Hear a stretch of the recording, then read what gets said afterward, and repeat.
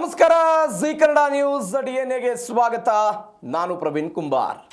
ಇವತ್ತಿನ G Kannada news ಡಿಎನ್ಎಯಲ್ಲಿ 5 ಪ್ರಮುಖ ಸುದ್ದಿಗಳನ್ನು ನೋಡ್ತಾ ಹೋಗೋಣ. 5 ಸುದ್ದಿಗಳ ಪೈಕಿ ಮೊದಲ ಸುದ್ದಿ ಯುದ್ಧದ ಅಪ್ಡೇಟ್ ಬಗ್ಗೆ ಇದೆ. ಯಾವ ಇರಾನ್ ಜೋರ್ಡಾನನ್ನು ಕೇಂದ್ರೀಕರಿಸಿಕೊಂಡು ನಿನ್ನೆ ದಾಳಿ ಮಾಡಿತ್ತು, ಆ ಮುಖಾಂತರ ಅಮೆರಿಕವನ್ನು ಒಂದು ಹಂತದಲ್ಲಿ ಟಾಂಟ್ ಮಾಡೋ ಪ್ರಯತ್ನವನ್ನು ಮಾಡಿತ್ತು. ಅಮೆರಿಕಾದ ಅಧ್ಯಕ್ಷ ಡೊನಾಲ್ಡ್ ಟ್ರಂಪ್ ಹೇಳಿದ್ರು, ಇಲ್ಲ ಮಾತುಕತೆಯ ಕಾರಣಕ್ಕಾಗಿ 13 ದಿನಗಳ ದಾಳಿಗಳನ್ನು ನಾನು ಸ್ಥಗಿತ ಮಾಡಿ ಒಮಾನ್ ನೇತೃತ್ವದಲ್ಲಿ ಮಾತುಕತೆ ನಂತರ ಶಾಂತಿ ಸಂಧಾನ ಆಗಲಿ ಅಂತೆಲ್ಲವೂ ಕೂಡ ಡೊನಾಲ್ಡ್ ಟ್ರಂಪ್ ಅವರ ಬಯಕೆ ಆಗಿತ್ತು. ಆದರೆ ಈ ಬಯಕೆಯ ವಿರುದ್ಧ ಬೇರೆ ಬೇರೆ ಕಾರಣಗಳಿಗಾಗಿ ತನ್ನ ಅಸ್ತಿತ್ವವನ್ನು ಮತ್ತು ತನ್ನ ಶಕ್ತಿಯ ಪ್ರದರ್ಶನದ ಕಾರಣಕ್ಕಾಗಿ ಇರಾನ್ ಒಂದು ಹಂತವನ್ನು ಮುಂದುವರೆದು ಜೋರ್ಡಾನ್ನಲ್ಲಿರುವಂತಹ ಅಮೆರಿಕದ ನೆಲೆಗಳನ್ನು ಗುರಿಯಾಗಿಸಿಕೊಂಡು ಒಂದು ದಾಳಿ ಮಾಡಿತು. ಇದಕ್ಕೆ ತದ್ವಿರುದ್ಧವಾಗಿ ಸೌದಿ ಅರೇಬಿಯಾ ಮತ್ತು ಅಮೆರಿಕ ಸೇರಿಕೊಂಡು ಯಾರ ವಿರುದ್ಧ ದಾಳಿ ಮಾಡಿದ್ರು? ಇದೇ ಇರಾಕ್ನಲ್ಲಿರುವಂತಹ ಇರಾನ್ ಬೆಂಬಲಿತ ಸೈನ್ಯ ಮತ್ತು ಉಗ್ರಗಾಮಿಗಳನ್ನು, ಅವರ ಕೇಂದ್ರಗಳನ್ನು ಗುರಿಯಾಗಿಸಿಕೊಂಡು ದಾಳಿ ಮಾಡುವ ಪ್ರಯತ್ನವನ್ನು ಮಾಡಿದರು. ಆ ಮುಖಾಂತರ 13 ದಿನಗಳಿಂದ ನಡೀತಾ ಇದ್ದಂತಹ ಯುದ್ಧಕ್ಕೆ 2-3 ದಿನಗಳ ಕಾಲ ಬ್ರೇಕ್ ಬಿತ್ತು. ಒನ್ಸ್ ಅಗೇನ್ ಪುನರಪಿ ಇಂಥದ್ದೊಂದು ದಾಳಿ ಆಗುವ ಪ್ರಯತ್ನಗಳಾಗ್ತಾ ಇದೆ. ಇದೀಗ ಅಮೆರಿಕ ಸುಮ್ಮನೆ ಕೊಡ್ತಾ ಸಾಧ್ಯ ಇಲ್ಲ. ಅಮೆರಿಕ ಒಂದು ಹೆಜ್ಜೆಯನ್ನು ಮುಂದುವರೆದು ಹೋಗಿ ನಾವು ಕೂಡ ನಮ್ಮ ಶಕ್ತಿಯನ್ನು ಪ್ರದರ್ಶನ ಮಾಡ್ತೀವಿ ಅಂತ ಹೇಳಿ ಇರಾನ್ನ ಬೇರೆ ಬೇರೆ ಆಯಕಟ್ಟಿನ ಜಾಗಗಳನ್ನು ಗುರಿಯಾಗಿಸಿಕೊಂಡು ದಾಳಿ ಮಾಡುವ ಪ್ರಯತ್ನವನ್ನು ಮಾಡಿದೆ. ಆ ಮುಖಾಂತರ ಮತ್ತೊಮ್ಮೆ ಮಧ್ಯಪ್ರಾಚ್ಯದಲ್ಲಿ ಯುದ್ಧದ ಕಾರ್ಮೋಡ ಕವಿದಿರುವಂತಹ ವಾತಾವರಣ ನಿರ್ಮಾಣ ಆಗಿರೋದು. ಇವೆಲ್ಲದರ ನಡುವೆ ಮತ್ತೊಂದು ಬೆಳವಣಿಗೆ ಏನಾಗಿದೆ ಅಂತ ಹೇಳಿದ್ರೆ, ಯಾಕೆ ಇರಾನ್ ಪದೇ ಪದೇ ಜೋರ್ಡಾನನ್ನು ಕೇಂದ್ರೀಕರಿಸಿಕೊಂಡು ಇಂಥದ್ದೊಂದು ದಾಳಿಯನ್ನು ಮಾಡ್ತಾ ಇದೆ ಅನ್ನುವಂಥದ್ದು ಒಂದು ಪ್ರಶ್ನೆ. ಇವೆಲ್ಲದರ ನಡುವೆ ಅಂತಾರಾಷ್ಟ್ರೀಯ ಮಟ್ಟದಲ್ಲಿ ಆಗ್ತಾ ಇರುವಂತಹ ಕೆಲ ಬೆಳವಣಿಗೆಗಳು ಕೂಡ ಈ ಯುದ್ಧಕ್ಕೆ ಸಂಬಂಧಪಟ್ಟಂತೆ ಆಗ್ತಾ ಇದೆ. ಹಾಗಾದ್ರೆ ಏನಾಯ್ತು ಮಧ್ಯಪ್ರಾಚ್ಯದಲ್ಲಿ? ಇದೇ ಜಿ ಕನ್ನಡ ನ್ಯೂಸ್ ಡಿಎನ್ಎ ಮೊದಲ ಸುದ್ದಿ. ಮತ್ತೆ ಯುದ್ಧ ಆರಂಭ.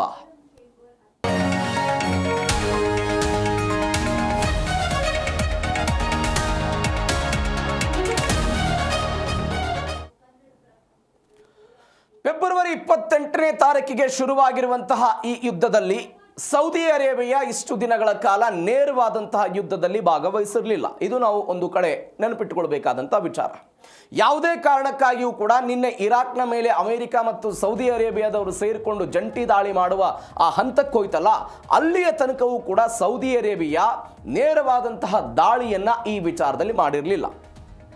ಆದರೆ ಈ ಹಿಂದೆ ಕೆಲವೊಂದಿಷ್ಟು ಮಾತುಗಳು ಕೇಳಿ ಬಂದಿತ್ತು.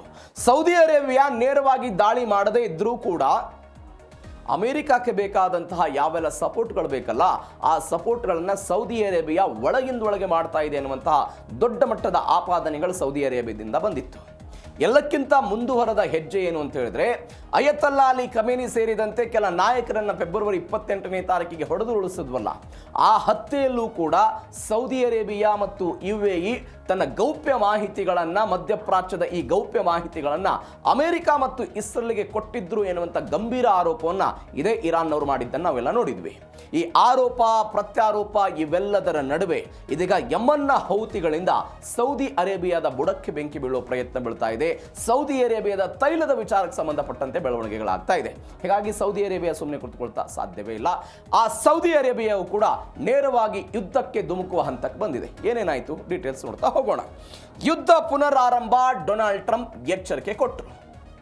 ಯಾವ ಡೊನಾಲ್ಡ್ ಟ್ರಂಪ್ ಕಳೆದ ಶುಕ್ರವಾರ ಈ ಪೆಂಟಗನ್ನ ಅಧಿಕಾರಿಗಳ ಬಂದು ನೋಡಿ, ಶುಕ್ರವಾರದ ದಾಳಿಯ ಮ್ಯಾಪಿಂಗ್ ಅನ್ನು ನಿಮ್ಗೆ ಕೊಡ್ತಾ ಇದ್ದೀವಿ, ಈ ಕೇಂದ್ರಗಳನ್ನು ಗುರಿಯಾಗಿಸಿಕೊಂಡು ದಾಳಿ ಮಾಡಬೇಕು ಅಂತ ಆಲೋಚನೆ ಮಾಡಿದ್ದೀವಿ ಅಂತ ಒಂದು ಪಟ್ಟಿಯನ್ನು ಕೊಟ್ಟಿದ್ರು. ಆದರೆ ಸರಿಸುಮಾರು ಇವತ್ತಿಗೆ 6 ದಿನಗಳ ಹಿಂದೆ ಡೊನಾಲ್ಡ್ ಟ್ರಂಪ್ ಆ ವರದಿಯನ್ನು, ಆ ಮ್ಯಾಪಿಂಗ್ ಅನ್ನು ಸಂಪೂರ್ಣವಾಗಿ ತಿರಸ್ಕಾರ ಮಾಡಿದರು. ಬೇಡ ಮಾತುಕತೆ ಆಗಲಿ ಅಂತ. ಆದರೆ ಯಾವಾಗ ಜೋರ್ಡಾನ್ನಲ್ಲಿ ದಾಳಿ ಆಯಿತೋ ಇದೀಗ ಒನ್ಸ್ ಅಗೇನ್ ಬೆಳವಣಿಗೆಗಳಾಯಿತು. ಜೋರ್ಡಾನ್ನಲ್ಲಿರುವಂಥ ಅಮೆರಿಕ ಸೇನಾ ನೆಲೆಗಳ ಮೇಲೆ ಇರಾನ್ ಬ್ಯಾಲಿಸ್ಟಿಕ್ ಕ್ಷಿಪಣಿಗಳನ್ನು ಉಡಾಯಿಸಿತು. ಇದೆಲ್ಲವೂ ಕೂಡ ದಾಳಿಗೆ ಕಾರಣ ಆಗಿದೆ. ಎಲ್ಲ ಕ್ಷಿಪಣಿಗಳನ್ನು ಗಾಳಿಯಲ್ಲೇ ಹೊಡೆದು ಉಳಿಸಿದ್ದೀವಿ, ಯಾವುದೇ ಹಾನಿಯಾಗಿಲ್ಲ ಅಂತೆಲ್ಲ ಹೇಳಿದ್ದಾರೆ. ದಾಳಿಯ ನಂತರ ಟ್ರಂಪ್, ನಾವು ಇರಾನ್ ಮೇಲೆ ಅತ್ಯಂತ ಪ್ರಬಲ ಮತ್ತು ಕಠಿಣ ದಾಳಿಯನ್ನು ನಡೆಸ್ತೀವಿ ಅಂತ ಯಾರು ಎಚ್ಚರಿಕೆ ಕೊಟ್ಟರು? ಡೊನಾಲ್ಡ್ ಟ್ರಂಪ್ ಅವರು ಎಚ್ಚರಿಕೆ ಕೊಡೋ ಪ್ರಯತ್ನವನ್ನು ಮಾಡಿದ್ದಾರೆ. ವಿರಾಮದ ನಡುವೆ ಆಗಿರುವಂತಹ ಬೆಳವಣಿಗೆ, ಇದಕ್ಕೆ ಸಂಬಂಧಪಟ್ಟಂತೆ ಟ್ರಂಪ್ ಮಾತನಾಡಿದರು.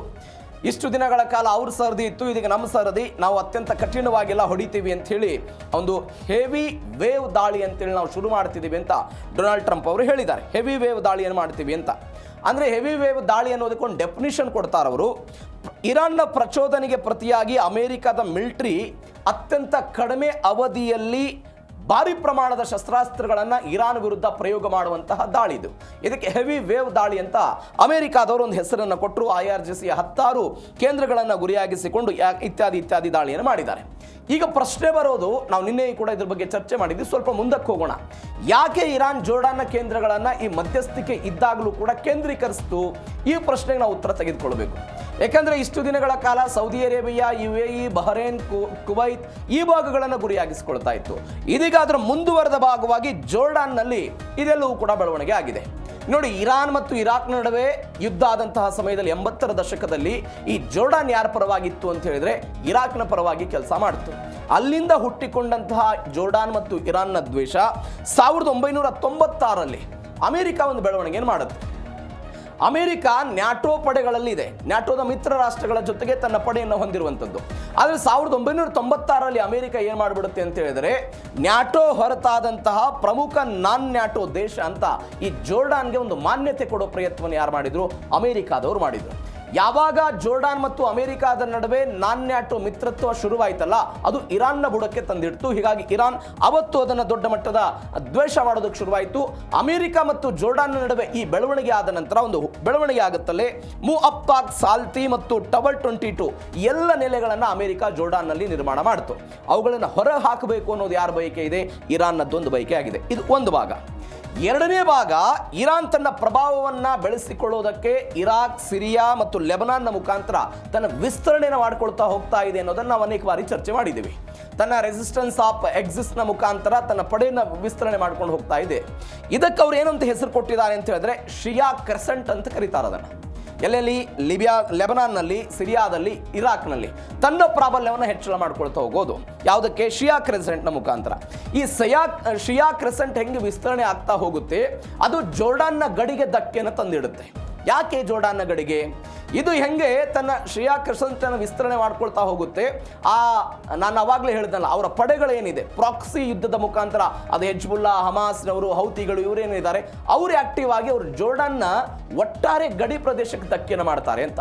ಈ ಕಾರಣಕ್ಕಾಗಿ ಜೋರ್ಡಾನ್ ಏನು ಮಾಡ್ತು? 1994ರಲ್ಲಿ ಯಾವ ಇಸ್ರೇಲ್ನ ಅಸ್ತಿತ್ವವನ್ನು ಇರಾನ್ ವಿರೋಧ ಮಾಡ್ತಾ ಇತ್ತೋ ಆ ಇಸ್ರೇಲ್ನ ಜೊತೆಗೆ ಜೋರ್ಡಾನ್ ಒಂದು ಹಂತಕ್ಕೆ ಮುಂದೆ ಹೋಗಿ ಶಾಂತಿ ಒಪ್ಪಂದವನ್ನು ಮಾಡಿಕೊಂಡಿದ್ದ ಉದಾಹರಣೆ ಇದೆ.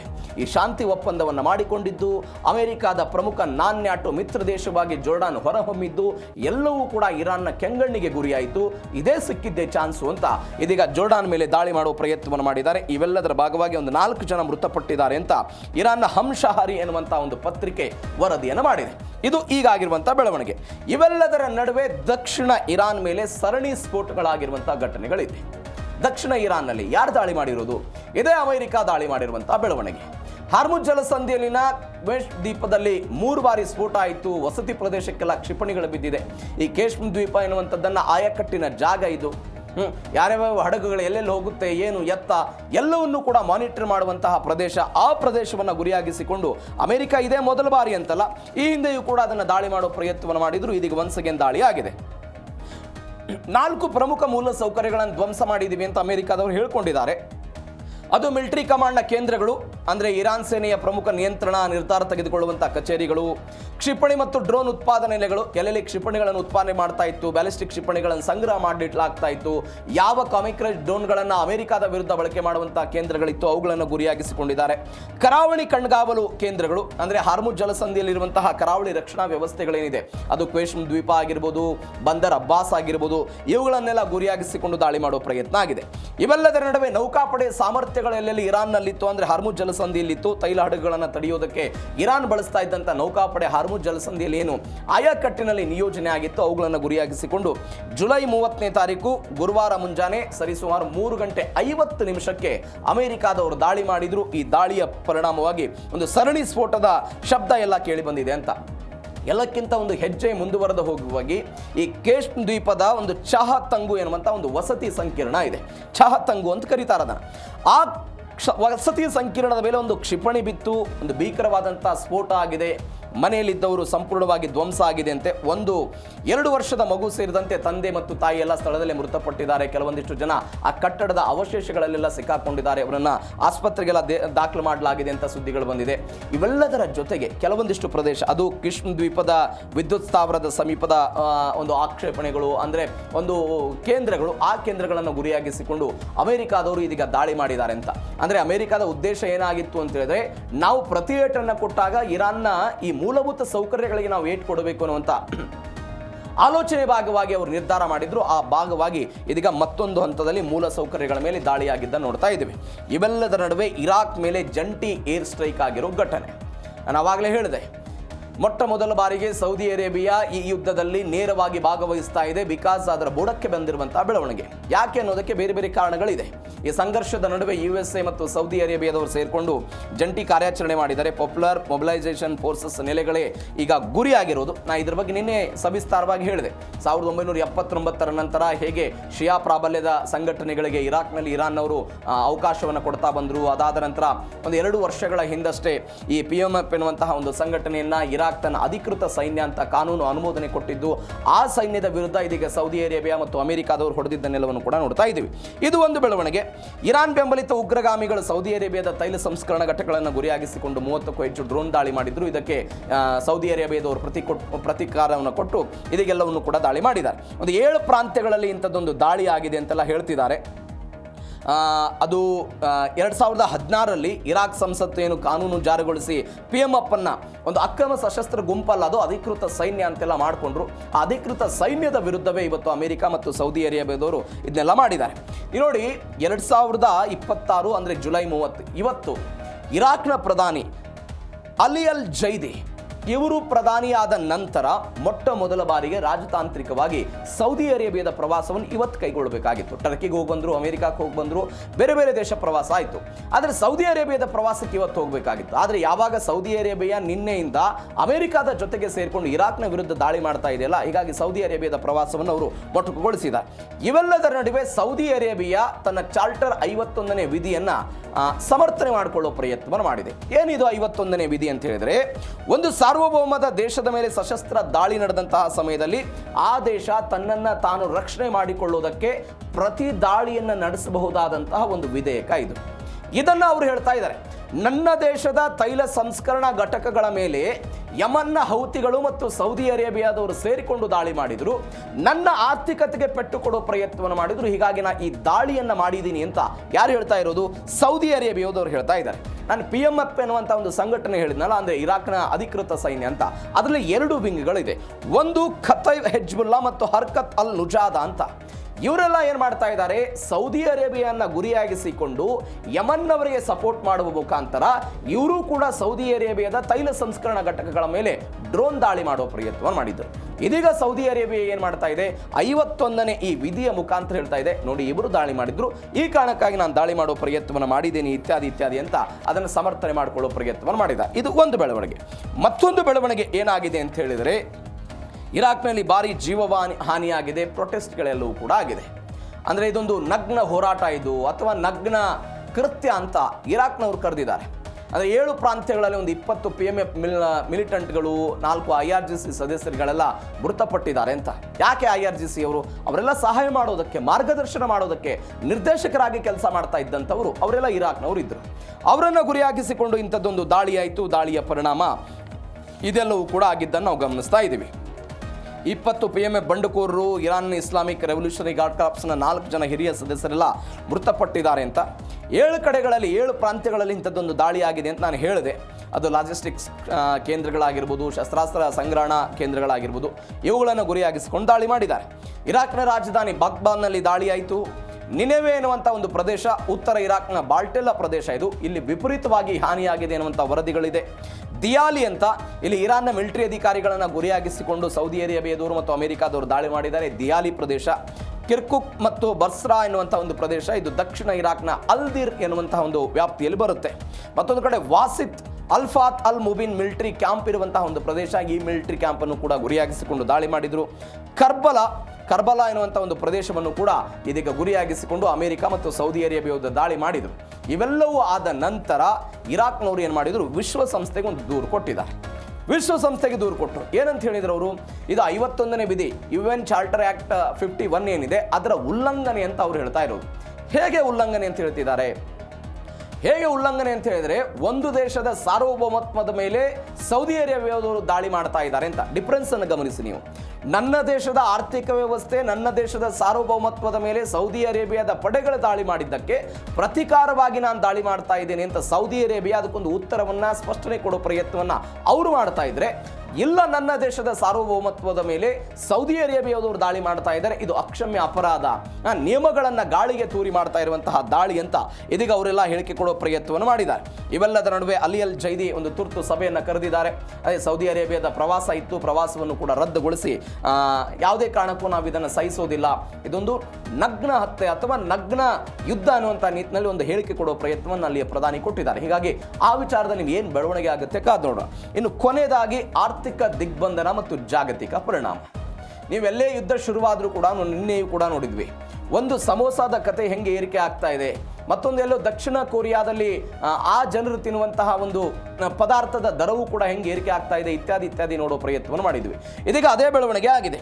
ಇರಾನ್ ಆಡಳಿತಕ್ಕೆ ಹಣಕಾಸು ಒದಗಿಸುವಂಥ 2 ಪ್ರಮುಖ ಕಂಪನಿಗಳ ಮೇಲೆ ಅಮೆರಿಕದ ನಿರ್ಬಂಧ ಹಾಕಲಾಗಿದೆ. IRGC ಬೆಂಬಲಿತ ಜಾಲವನ್ನು ನಿರ್ಬಂಧ ಮಾಡಿದೆ. ಅಂದರೆ ಬೆಳವಣಿಗೆಗಳ ಜೊತೆಗೆ ಅಮೆರಿಕ ಒಂದು ಮಹತ್ವದ ಹೆಜ್ಜೆಗೆ ಕೈ ಹಾಕಿದೆ. 2 ಪ್ರಮುಖ ಕಂಪನಿಗಳ ಮೇಲೆ ಅಮೆರಿಕಾದವರು ನಿರ್ಬಂಧ ಹಾಕಿದರು. ಒಂದು Persian Gulf marine insurance company ಅಂತ, ಇದು ಇರಾನ್ನದ್ದು, ಇರಾನ್ ಸರ್ಕಾರದ ನಿಯಂತ್ರಣದ ಒಂದು ಕಡಲು ವಿಮಾ ಸಂಸ್ಥೆ ಇದು. ಮತ್ತೊಂದು Hormuz safe marine services authority ಅಂತ, ಇವರೇನು ಮಾಡ್ತಾ ಇದ್ರು, ಕಡಲ ಸಂಚಾರ ನಿಯಂತ್ರಿಸುವಂತಹ ನೆಪದಲ್ಲಿ ಇರಾನ್ ಇತ್ತೀಚೆಗೆ ಆರಂಭ ಮಾಡಿದಂಥ ಒಂದು ಡಿಜಿಟಲ್ ವಿಮಾ ಸಂಸ್ಥೆ ಇದು. ಅಂದರೆ ನಾವು ಕಡಲ ಸಂಚಾರ ಏನಿದೆ, ಏನು ಸಮಸ್ಯೆ ಆಗುತ್ತೆ, ಏನು ಎತ್ತ ಹಡಗುಗಳು, ವಾಣಿಜ್ಯ ಹಡಗುಗಳಿಗೆ ಸಮಸ್ಯೆ ಆದಾಗ ನಾವು ಅಂದರೆ ಅವರಿಗೆ ಸಹಾಯ ಮಾಡ್ತೀವಿ, ಅವ್ರಿಗೆ ಬೇಕಾದಂಥ ವ್ಯವಸ್ಥೆಯನ್ನು ಮಾಡ್ತೀವಿ ಅಂತ ಒಂದು ಡಿಜಿಟಲ್ ವಿಮಾ ಸಂಸ್ಥೆಯನ್ನು ಇರಾನ್ನವರು ಆರಂಭ ಮಾಡಿದರು. ಅದರ ವಿರುದ್ಧ ಇದೀಗ ಯಾರಿದು ಮಾಡಿದ್ದಾರೆ, ಅಮೆರಿಕಾದವರು ಕ್ರಮವನ್ನು ತೆಗೆದುಕೊಳ್ಳುವ ಪ್ರಯತ್ನವನ್ನು ಮಾಡಿದರು. ಹಣ ಹೆಂಗೆ ವಸೂಲಿ ಆಗ್ತಿತ್ತು ನೋಡಿ ನೀವು. ಯಾವಾಗ ಇವರು ಟೋಲ್ ಹಾಕ್ತೀವಿ ಅಂತ ಬಂದಾಗ ಡೊನಾಲ್ಡ್ ಟ್ರಂಪ್ ಯಾಕೆ ವಿರೋಧ ಮಾಡಿದ್ರು ಅನ್ನೋದಕ್ಕೂ ಕೂಡ ಇದೊಂದು ಬೆಸ್ಟ್ ಎಕ್ಸಾಂಪಲ್. ಅವರು ಕಡಲ ಸುಲಿಗೆಯ ದಂಧೆ ಮಾಡ್ತಾ ಇದ್ರು. ಕಡಲಲ್ಲಿ ಯಾವ್ಯಾವ ವಾಣಿಜ್ಯ ಹಡಗುಗಳು ಹೋಗ್ತಾ ಇತ್ತೋ ಅವೆಲ್ಲವನ್ನೂ ಕೂಡ ಟಾರ್ಗೆಟ್ ಮಾಡಿ ವಿಮೆ ಎನ್ನುವಂತಹ ಹೆಸರಿನಲ್ಲಿ ಅವುಗಳಿಂದ ಹಣವನ್ನು ವಸೂಲಿ ಮಾಡುವ ಪ್ರಯತ್ನವನ್ನು ಮಾಡ್ತಾ ಇದ್ರು. ಒಂದು. ಎರಡನೇದ್ದು, ನೀವು ಕಡ್ಡಾಯವಾಗಿ ಯುದ್ಧದ ಪರಿಸ್ಥಿತಿ ಇದೆ, ಏನು ಬೇಕಾದರೂ ಕೂಡ ಆಗ್ಬೋದು, ಅಮೆರಿಕಾದಿಂದಲೂ ಕೂಡ ದಾಳಿ ಆಗ್ಬೋದು, IRGCಯಿಂದಲೂ ಕೂಡ ದಾಳಿ ಆಗ್ಬೋದು, ಹೀಗಾಗಿ ನೀವು ಕಡ್ಡಾಯ ವಿಮೆಯನ್ನು ಮಾಡಿಸಲೇಬೇಕು ಅನ್ನುವ ಕಾರಣಕ್ಕಾಗಿ ವಾಣಿಜ್ಯ ಹಡಗುಗಳಿಂದ ಹಣವನ್ನು ತೆಗೆದುಕೊಳ್ತಾ ಇದ್ರು ಅಂತ 2ನೇ ಮಾರ್ಗ. ಇನ್ನು 3ನೇ ಮಾರ್ಗ, ಅಮೆರಿಕ ಆರೋಪ ಮಾಡ್ತಾ ಇರೋದು ಗಂಭೀರ ಆರೋಪ. ಹೀಗೆ ಜಗತ್ತಿನ ಬೇರೆ ಬೇರೆ ವಾಣಿಜ್ಯ ಹಡಗುಗಳಿಂದ ಇರಾನ್ನ ಈ ಇನ್ಶೂರೆನ್ಸ್ ಕಂಪನಿಗಳು ಏನು ಹಣವನ್ನು ಪಡೆದುಕೊಳ್ತಾ ಇದ್ರು, ಆ ಹಣವನ್ನು ಇರಾನ್ನ ಆರ್ಥಿಕತೆಗೆ ಬಳಕೆ ಮಾಡ್ತಾ ಇರಲಿಲ್ಲ. ಅದರ ಬದಲಾಗಿ ಇಸ್ರೇಲ್ ವಿರುದ್ಧ ಹೋರಾಡ್ತಾ ಇದ್ದಂಥ ಹೆಜ್ಬುಲ್ಲಾದವರಿಗೆ ಕೊಡ್ತಿದ್ರು, ಸೌದಿ ಅರೇಬಿಯಾದ ವಿರುದ್ಧ ಹೋರಾಟ ಮಾಡ್ತಾ ಇರುವಂತಹ ಹೌತಿಗಳಿಗೆ ಕೊಡ್ತಾ ಇದ್ರು, ಮತ್ತೊಂದು ಪ್ರಾಕ್ಸಿ ಸಂಘಟನೆಗಳನ್ನು ಇರಾನ್ ಏನು ಕಟ್ಟಿಕೊಂಡಿದೆ ಅವುಗಳಿಗೆ ಭಯೋತ್ಪಾದನೆಯ ಕಾರಣಕ್ಕಾಗಿ ಹಣವನ್ನು ಕೊಡ್ತಾ ಇದ್ರು ಅಂತ ಅಮೆರಿಕಾದವರು ಹೇಳಿ ಇದೀಗ ಅವುಗಳ ಮೇಲೆ ನಿಷೇಧ ಇರೋ ಪ್ರಯತ್ನವನ್ನು ಮಾಡಿದ್ದಾರೆ. ಮತ್ತೊಂದು ಹೆಜ್ಜೆ ಮುಂದುವರೆದು ಹೋಗಿ ಈ ಕಂಪನಿಗಳು ಹೆಂಗೆ ಕೆಲಸ ಮಾಡ್ತಿತ್ತು ಅಂತ ಹೇಳಿದ್ರೆ, ನಾವು ಯಾವುದೇ ಕಾರಣಕ್ಕೂ ಅಮೆರಿಕಾದ ಕೈಗೆ ಸಿಗಬಾರ್ದು, ಡಾಲರ್ ಮುಖಾಂತರ ರೂಪಾಯಿಗಳಲ್ಲಿ ನಾವು ಯಾವುದೇ ಕಾರಣಕ್ಕೂ ವಿಮೆಯನ್ನು ಕಟ್ಟಿಸಿಕೊಳ್ಳಬಾರದು ಅಂತ ಕ್ರಿಪ್ಟೋ ಕರೆನ್ಸಿ ಮತ್ತು ಬಿಟ್ ಕಾಯಿನ್ಗಳ ಮುಖಾಂತರ ಅವರು ಹಣವನ್ನು ವಸೂಲಿ ಮಾಡ್ತಾ ಇದ್ರು ಎನ್ನುವಂಥ ಆರೋಪವನ್ನು ಅಮೆರಿಕಾದವರು ಮಾಡಿ ಇದೀಗ ಇವುಗಳಿಗೆ ನಿಷೇಧ ಹೇರುವ ಪ್ರಯತ್ನವನ್ನು ಮಾಡಿದ್ದಾರೆ. ಆರ್ಥಿಕ ದಿಗ್ಬಂಧನವನ್ನು ಈ 2 ಇರಾನ್ನ ಕಂಪನಿಗಳಿಗೆ ಕೊಟ್ಟಿದ್ದಾರೆ. ಇದರರ್ಥ ತೈಲ ಮಾರಾಟ ಮಾಡಬಾರದು ಅನ್ನುವಂಥದ್ದು ಒಂದು. ಎರಡನೇದ್ದು, ಹಾರ್ಮುಜ್ ಜಲಸಂಧಿಯ ನಿಯಂತ್ರಣದ ಬಗ್ಗೆ ಅಮೆರಿಕ ಮತ್ತು ಇರಾನ್ ನಡುವೆ ಆಗ್ತಾ ಇದ್ದಂತಹ ಗೊಂದಲಗಳು, ಟೋಲ್ ವಿಚಾರದಲ್ಲಿ ಆಗ್ತಾ ಇರುವಂತಹ ಬೆಳವಣಿಗೆ, ಹಣ ವಸೂಲಿ ಆಗ್ತಾ ಇದೆ, ಹಣ ಲೂಟಿ ಮಾಡುವ ಪ್ರಯತ್ನ ಮಾಡ್ತಾ ಇದ್ದಾರೆ ಅಂತ ಟ್ರಂಪ್ ಅವರೆಲ್ಲ ಹೇಳಿದ್ರು. ಅದಕ್ಕೆ ಪೂರಕವಾಗಿ ಬೆಳವಣಿಗೆಗಳಾಗಿತ್ತು. ಇದೀಗ ಅದರ ಮೇಲೆ ಆರ್ಥಿಕ ದಿಗ್ಬಂಧನವನ್ನು ಹೇರಿದ್ದಾರೆ. ಇದು ಜೀ ಕನ್ನಡ ನ್ಯೂಸ್ DNEಯ ಮೊದಲ ಸುದ್ದಿ. ಇನ್ನು 2ನೇ ಸುದ್ದಿಗೆ ಹೋಗೋದಾದ್ರೆ, ನಾವು ನೀವೆಲ್ಲ ಟೆಲಿಗ್ರಾಮ್ ಬಳಕೆ ಮಾಡ್ತೀವಿ. ಅನೇಕ ಜನ ಕಾಂಪಿಟೇಟಿವ್ ಓದುವವರು ಈ ಸೋಷಿಯಲ್ ಮೀಡಿಯಾ ಕಾಟವೇ ಬೇಡ ಅನ್ನೋ ಕಾರಣಕ್ಕಾಗಿ ಕೆಲವೊಂದಿಷ್ಟು ಜನ ಕೇವಲ ಟೆಲಿಗ್ರಾಮನ್ನು ಯೂಸ್ ಮಾಡೋದನ್ನು ನೋಡ್ತಾ ಇದ್ವಿ. ಆದರೆ ಈ ಟೆಲಿಗ್ರಾಮ್ನ ವಿಚಾರಕ್ಕೆ ಸಂಬಂಧಪಟ್ಟಂತೆ ಇದೇ ಟೆಲಿಗ್ರಾಮ್ನಲ್ಲಿ ನೀಟ್ ಪ್ರಶ್ನೆ ಪತ್ರಿಕೆಯಲ್ಲೂ ಕೂಡ ಲೀಕ್ ಆಗಿತ್ತು. ಕೆಲವೊಂದಿಷ್ಟು ಕಾಂಪಿಟೇಟಿವ್ ಎಕ್ಸಾಮ್ಗಳ ಪತ್ರಿಕೆಯೂ ಕೂಡ ಇದರಲ್ಲೆಲ್ಲ ಹೋಗ್ತಾ ಇತ್ತು ಇತ್ಯಾದಿ ಅನ್ನುವಂಥ ಆರೋಪಗಳು ಬಂದಿದ್ದನ್ನೆಲ್ಲ ನೋಡಿದ್ವಿ. ಆದರೆ ಈ ಟೆಲಿಗ್ರಾಮ್ ಎನ್ನುವಂತಹ ಒಂದು ಪ್ಲಾಟ್ಫಾರ್ಮ್ ಭಯೋತ್ಪಾದಕರಿಗೆ ಸಹಾಯ ಮಾಡ್ತಾ ಇದೆ ಎನ್ನುವಂತಹ ಆರೋಪವನ್ನು ರಷ್ಯಾದವರು ಮಾಡಿದ್ದಾರೆ.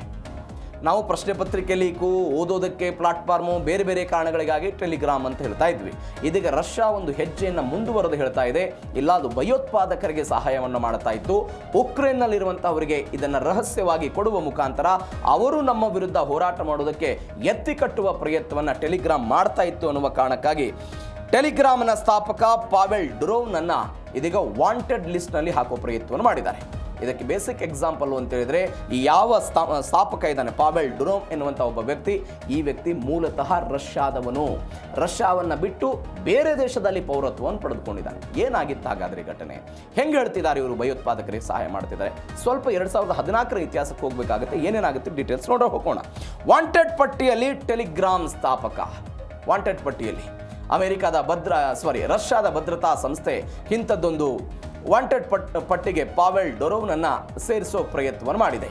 ಅವರ ವಿರುದ್ಧ ಕೆಲವೊಂದಿಷ್ಟು ಗಂಭೀರ ಆರೋಪಗಳನ್ನು ಮಾಡಿದ್ದಾರೆ. ಈ ವ್ಯಕ್ತಿ ಟೆಲಿಗ್ರಾಮ್ ಸ್ಥಾಪನೆ ಮಾಡೋದಕ್ಕಿಂತ ಮೊದಲು ಬೇರೊಂದು ಸಾಮಾಜಿಕ ಪ್ಲಾಟ್ಫಾರ್ಮ್ ಅನ್ನು ಶುರು ಮಾಡಿದ್ದ.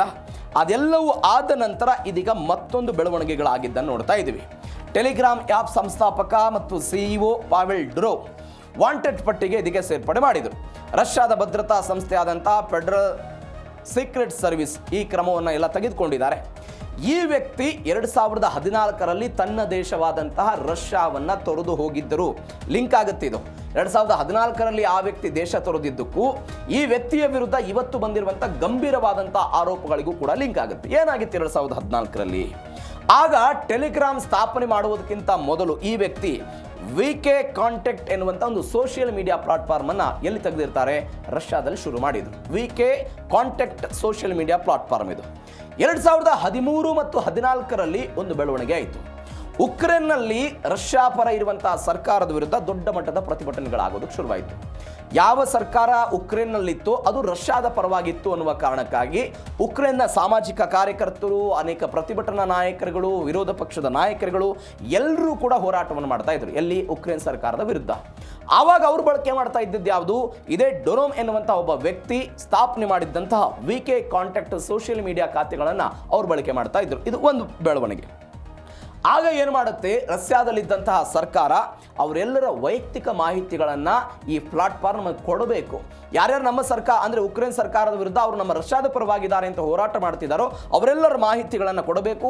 ಅವರೇನು ಚಾಟ್ ಮಾಡಿದ್ದಾರೆ, ಅವರೇನು ಸಂದೇಶಗಳಿದೆ, ಆ ಎಲ್ಲ ಚಾಟ್ ಡೀಟೇಲ್ಸನ್ನು ಕೂಡ ಕೊಡಬೇಕು ಅಂತ ಯಾರು ಹೇಳ್ತಾರೆ? ಇದೇ ಡುರೋವ್ ಎನ್ನುವಂತಹ ಒಬ್ಬ ವ್ಯಕ್ತಿಗೆ, ಅಂದರೆ ಇವತ್ತು ಟೆಲಿಗ್ರಾಮ್ ಸ್ಥಾಪನೆ ಮಾಡಿದಂಥ ವ್ಯಕ್ತಿಗೆ ಆದೇಶ ಮಾಡ್ತಾರೆ. ಅವತ್ತು ಪಾವೆಲ್ ಡುರೋವ್ ಸಾಧ್ಯವೇ ಇಲ್ಲ, ಯಾವುದೇ ಕಾರಣಕ್ಕಾಗಿಯೂ ಕೂಡ ಈ ಡಾಟಾವನ್ನು ನಿಮಗೆ ಕೊಡಲ್ಲ ಅಂತ ತಿರಸ್ಕಾರ ಮಾಡಿದ್ರು. ಒಂದು.